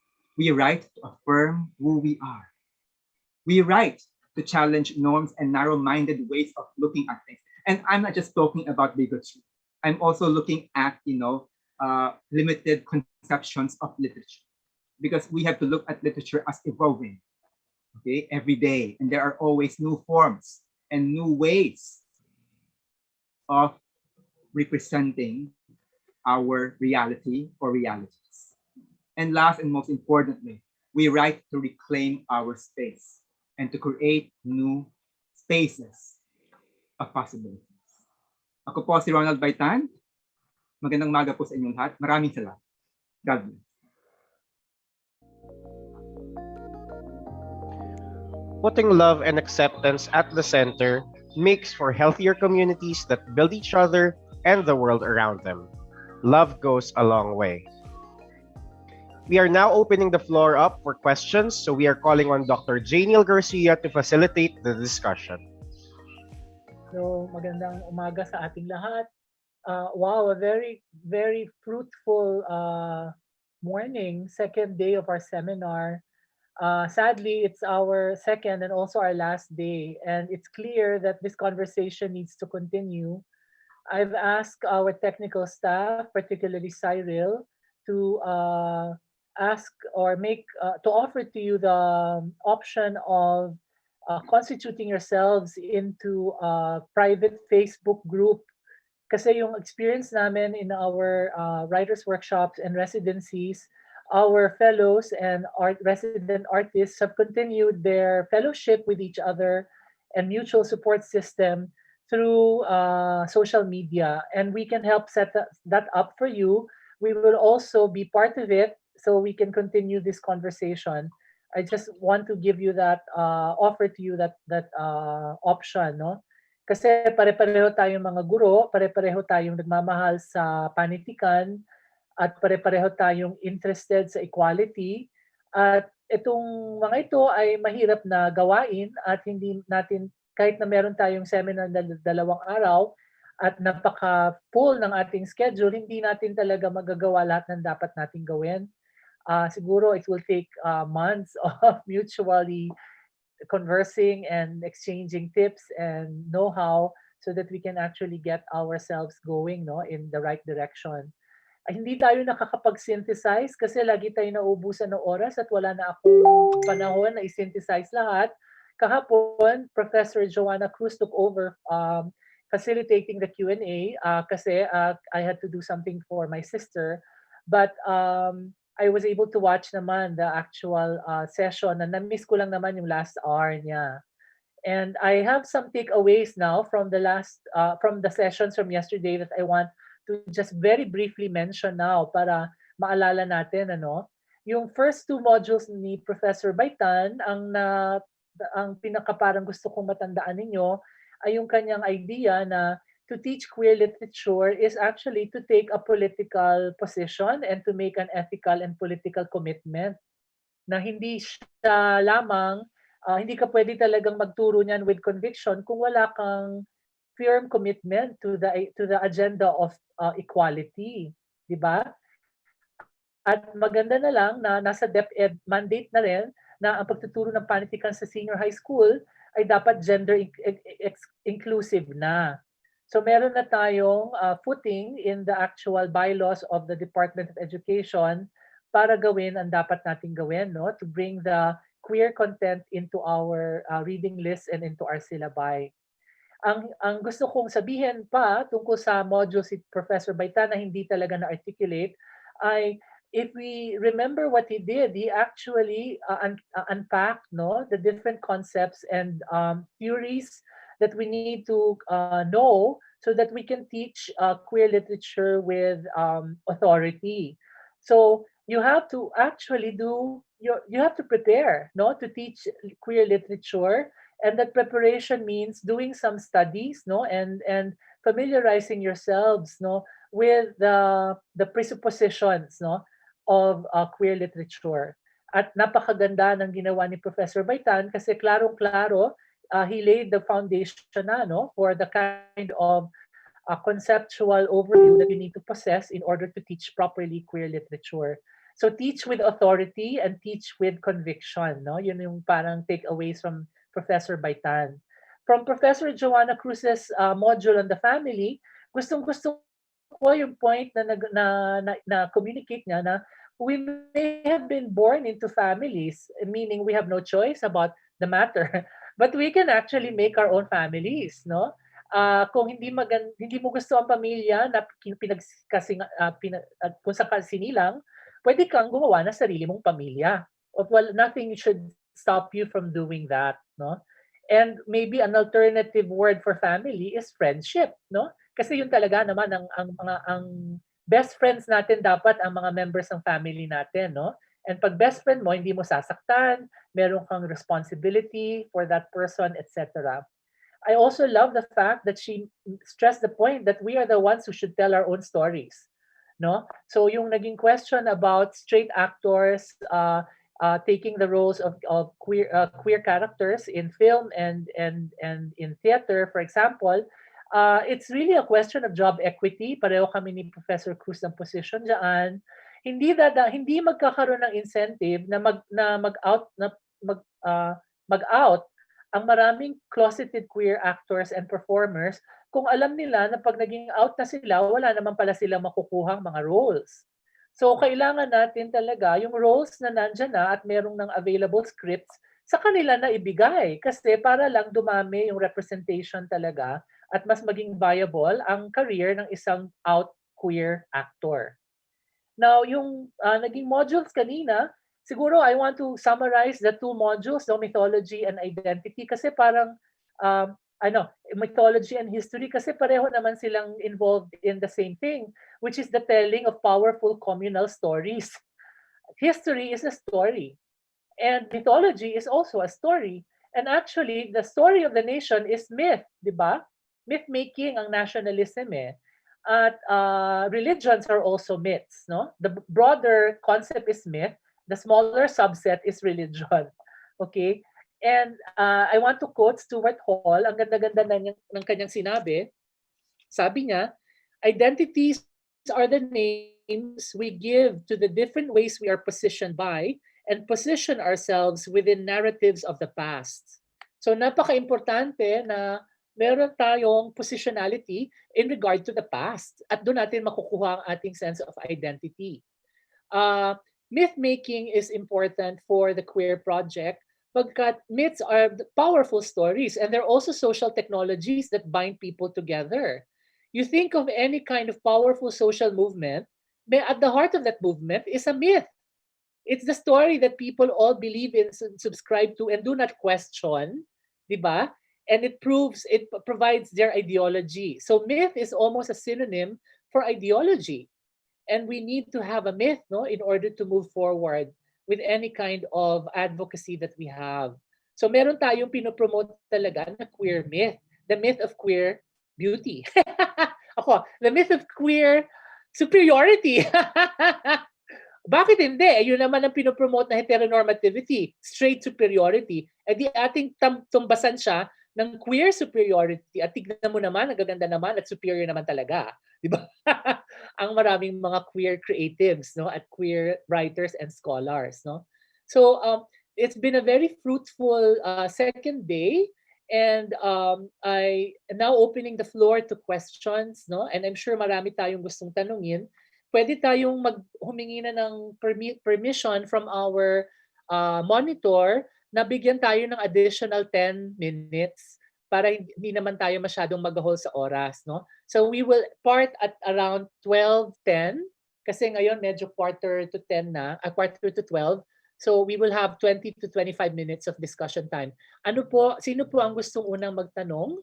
Kung meron po tayong queue na, wala pa ako nakikitang pangalan, no, sa chat box ng queue. Meron po bang katanungan ang ating mga participants? O another takeaway pala yung sa napakagandang module ni Professor Baitan. What is well-being? It is simply a full and abundant and fruitful and happy life. Ang hirap-hirap noon, di ba? Kasi parang you're asking for everything na. Well, let's reach for the stars, di ba? Let's go. Let's aim really high. We want a full life. We want a happy life. We want an abundant life. Okay? For everyone, not just for queers, no, but for everyone. Because we cannot be happy exactly if other people are miserable, di ba? So it has to be a collective sort of like general vision of well-being. It cannot just be for one sector. Okay? So meron tayong una, si Joanna would like to say something. And then Yun pa lang. Okay, Joanna first. Yeah. I have a question. Actually, partly na-answer mo na dun sa, sa additional point mo about wellness. I just want to ask Ronald, kasi yung presentation niya, sa literary portion, parang all gay.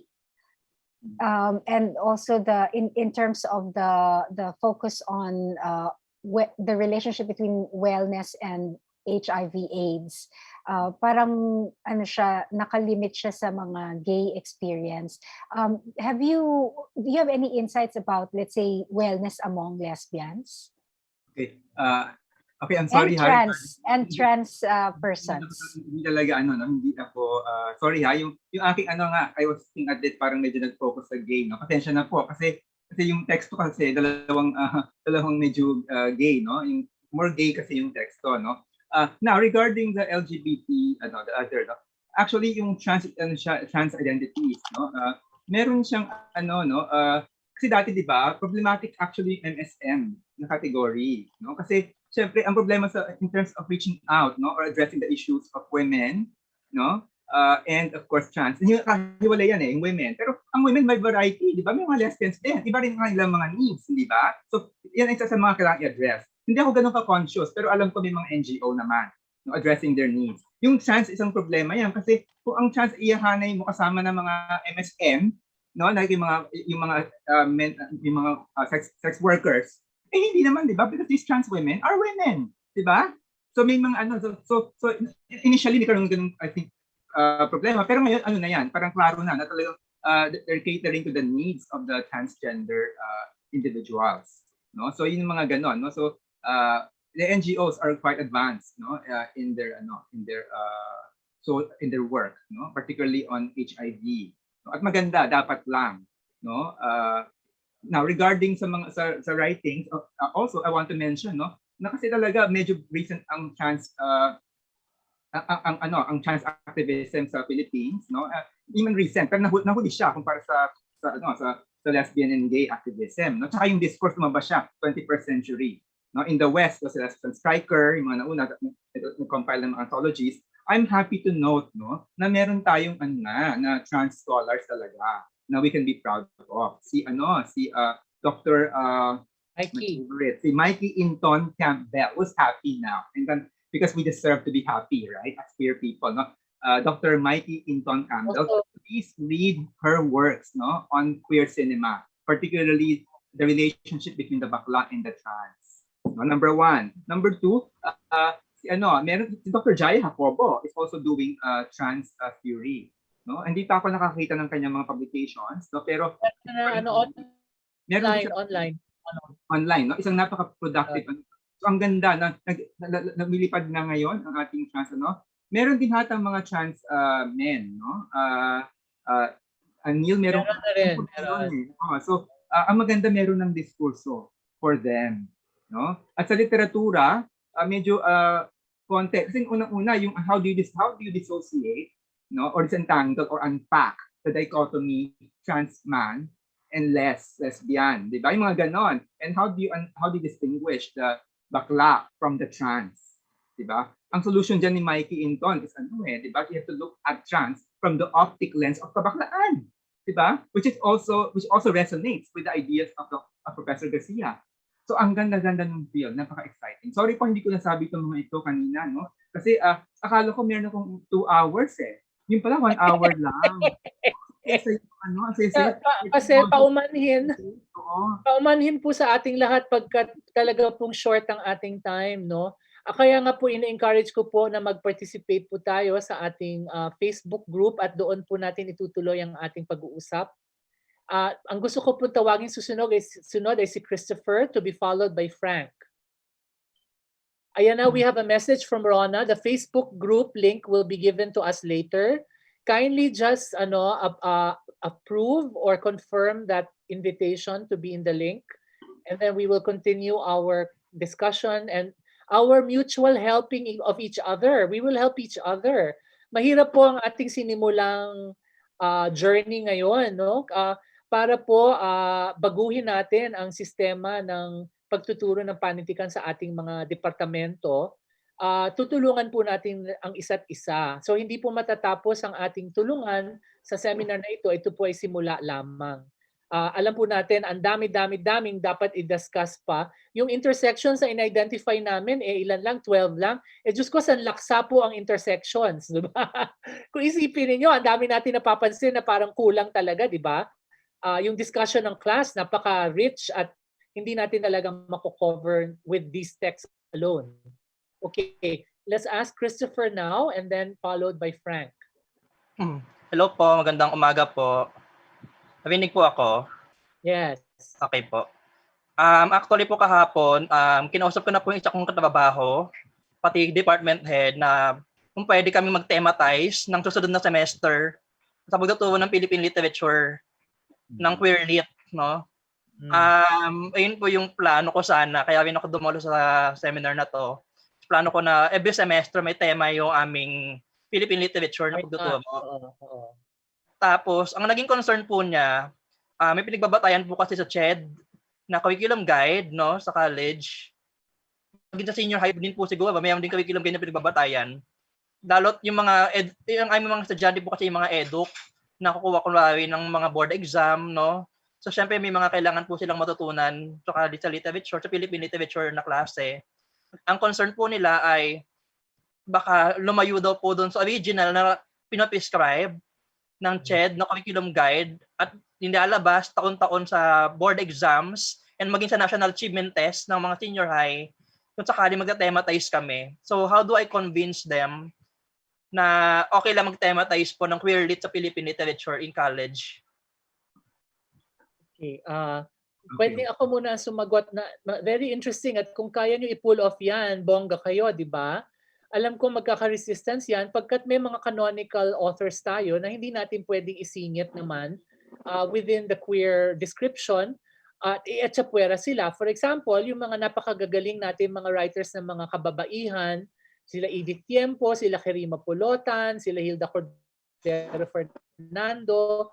Pero actually, lumabas tayo sa Lamyos at Busilak at yung mga na-publish na ng mga works, meron talaga rin pwedeng maipasok ng mga national artist works na queer pa rin.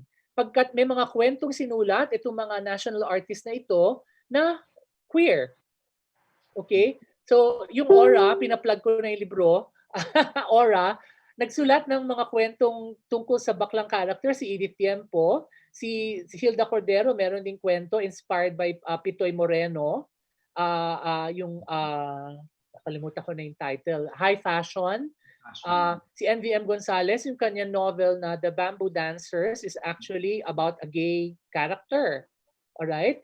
Si Nick Joaquin, yung Summer Solstice niya is a gay story actually, no? Na baklang-bakla ang depiction, lalo na yung very theatrical ending na nilalabas na yung sakong ng paa niya at pinapahalikan dun sa lalaki na gumagapang, di ba? Talagang bading na bading.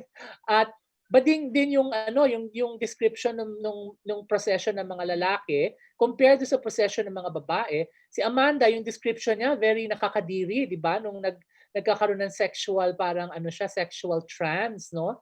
Hindi na turn on si Nick Joaquin nung iniisip niya yung kanyang female characters na nagse-sexuality display. Pero yung posisyon ng mga lalaki, grabe ang description niya, parang turn on siya. Ganyan. So pwede natin din isingit ang mga works ng canonical authors at within the queer paradigm. So makakatulong tayo diyan, no? So tanungin natin yung iba, baka meron silang suggestions on how to go about that.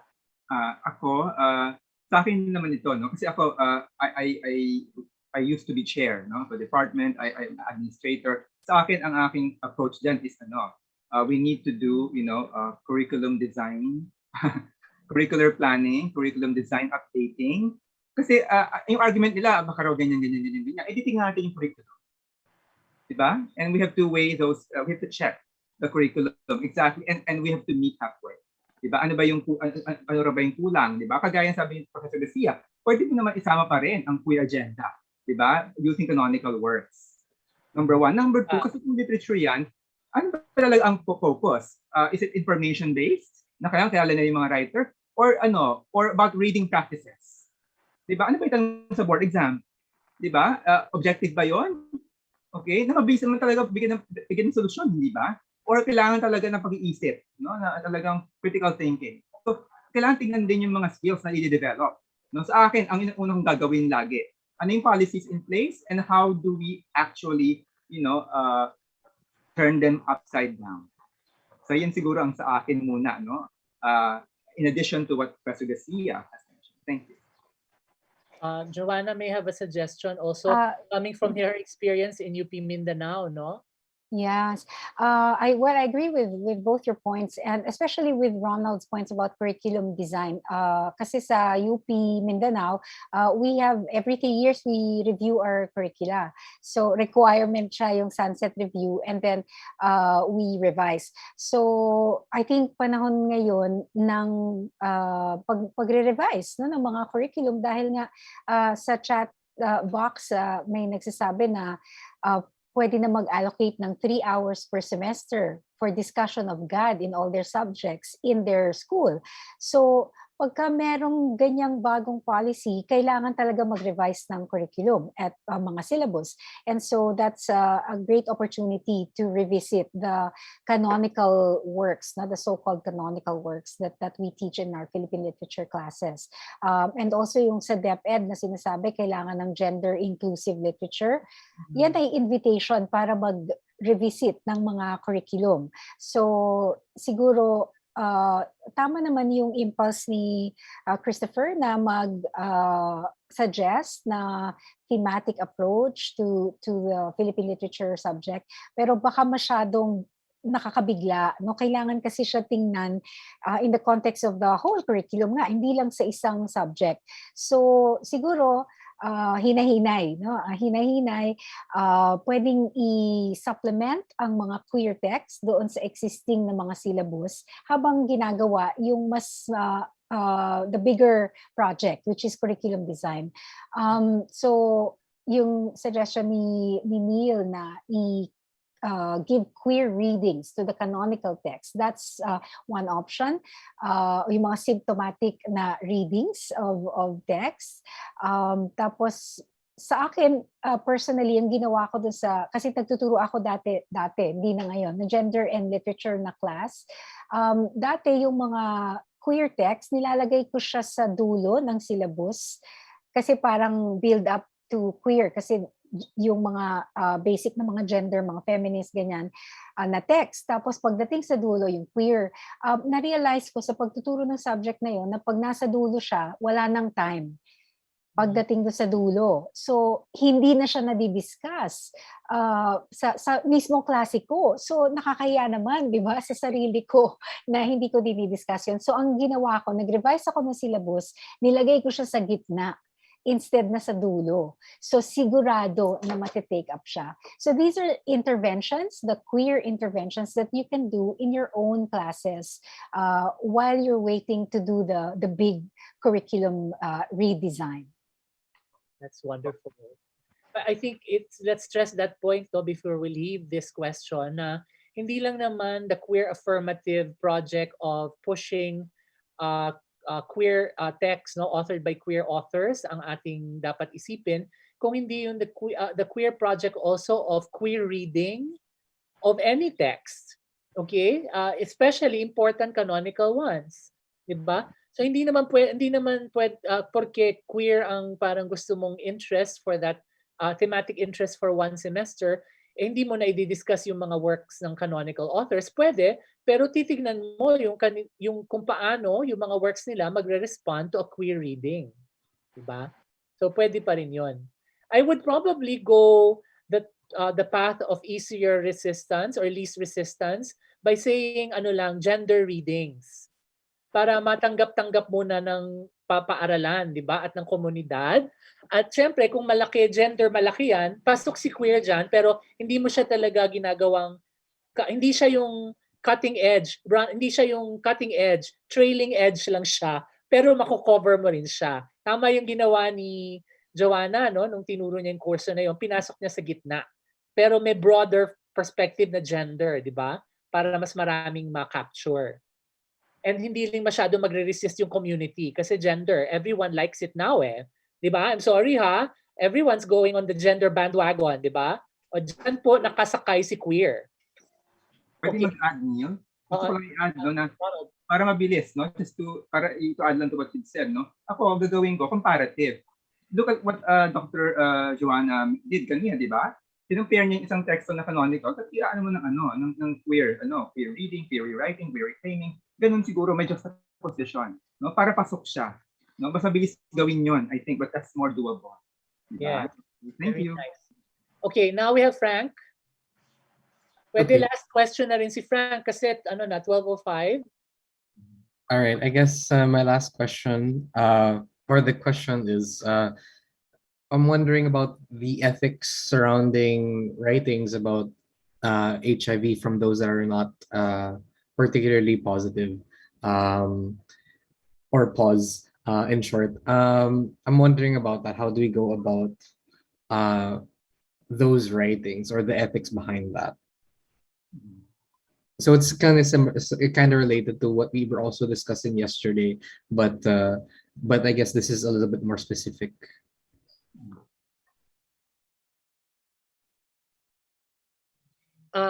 Siguro let's appreciate that question within what we heard from in relation to what we heard from Professor Cruz. Now we are the ones who should tell our own stories, no? So I think, Frank, ideally we should let the posies tell their own stories, diba? But it doesn't mean that if we that just because you're not yourself positive, you cannot actually sympathize with their situation and write fictively about their situation.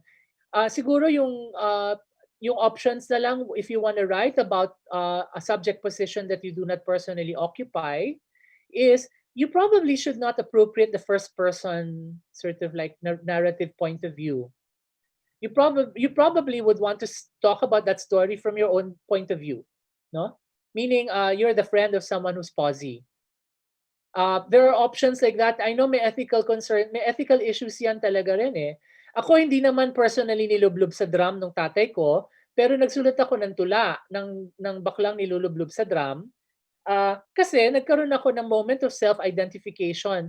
Ang totoong occasion ng tula na yon ay nung nagpunta ako kasama ang pamilya ko sa Star City or Boom na Boom ba yun, isang carnival, at may nakita kaming isang dunking booth na merong very loud, potty mouth na bakla na tinutokso niya lahat ng dumadaan na i-dunk siya. Siyempre, bibili ka ng bola para i-dunk siya, di ba? Actually, ang daming nagda-dunk sa kanya, but I was sad for that person. So, ginawan ko ng tula. Dalawa yung naging tula, companion, siya, yung conversion, yung isa, yung passion and selfish love in a carnival na hindi masyadong nag-fly, pero parehong idea of getting dunked. I think that within the feminist experience itself, women felt they could actually tell the stories of other women. No? Like, let's say middle-class women were actually telling the stories of women who did not come from their own class, but they were still able to do that. I think we call that sympathy or cross-identification. May ethical questions dyan, no? But I would probably encourage you to actually use the different tools you have as a writer in order to register the awareness that you are in fact simply cross-identifying or sympathizing rather than appropriating someone else's story. Joanna might have something to say kasi malaking experience ang feminists dyan sa tanong na yan. Si Ronald na lang. May I say something? Ako lang, magandang ng question, no, Frank, no? Sa akin, importante kasi talaga, tatlo self-reflexivity. Every time we write, we have to know where we are coming from. Diba? And we don't want to encroach on other people's space. Pero, and if we do, no, we have to write with empathy. Diba? From a position of empathy, number one. And number two, since we are all artists, okay, from the position of of a craftsperson, no, from someone who knows, literature can only work if it is sublime, right? So kailangan yun yung hamon sa ating mga writers. If you want to write about other people, make sure you know, your politics. Make sure you know where you're coming from. Make sure you write it well. no? And make sure that you write with empathy. Hindi ba? Yun po ang sa akin. Salamat. Joanna. I think magandang halimbawa dyan sa the writing about the HIV or AIDS with empathy would be Ultima Twink. Kasi sa pagkakaalam ko, hindi naman positive si Adrian Pescador, pero nagawa niya. So pwede siyang gawin, no? Yung sinasabing writing about it with self-reflexivity and empathy. On the other hand, yung writing ni Carlo Pacolor, is really based on his authentic experience of being HIV positive. So we are already writing our own stories. So I think hindi siya poproblemahin na there's a dearth of works to pick from. Yes. Okay. Magandang question. No? Ethics is really a very important thing to consider all the time, no, when we create. But I think that fellowship, solidarity, cross-identification, they are part of the movement. And I think within that description of solidarity and fellowship, we actually can more or less sympathize with each other, identify with each other, and help each other by telling each other our own stories, no? Telling our collective stories in a way. May claim naman tayo to a queer collective suffering eh. So hindi naman tayo completely alien from that, no? So if you're queer, except you're middle class, meron kang point of contact with a queer person who's lower class. Diba? Meron yun. May point of contact yun. Hindi yun completely different world, no? So, all right. We will continue this conversation. It's time to take a break, refresh ourselves, and we will see each other in an hour and a half. I think let's turn over to the VO now and to wait for instructions. Thank you very much. That was so wonderful.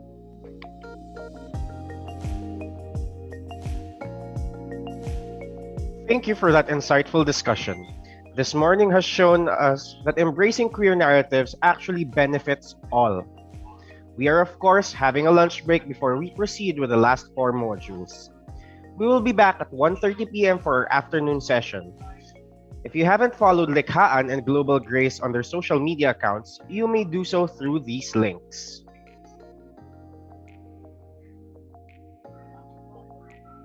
Again, happy lunch, everyone.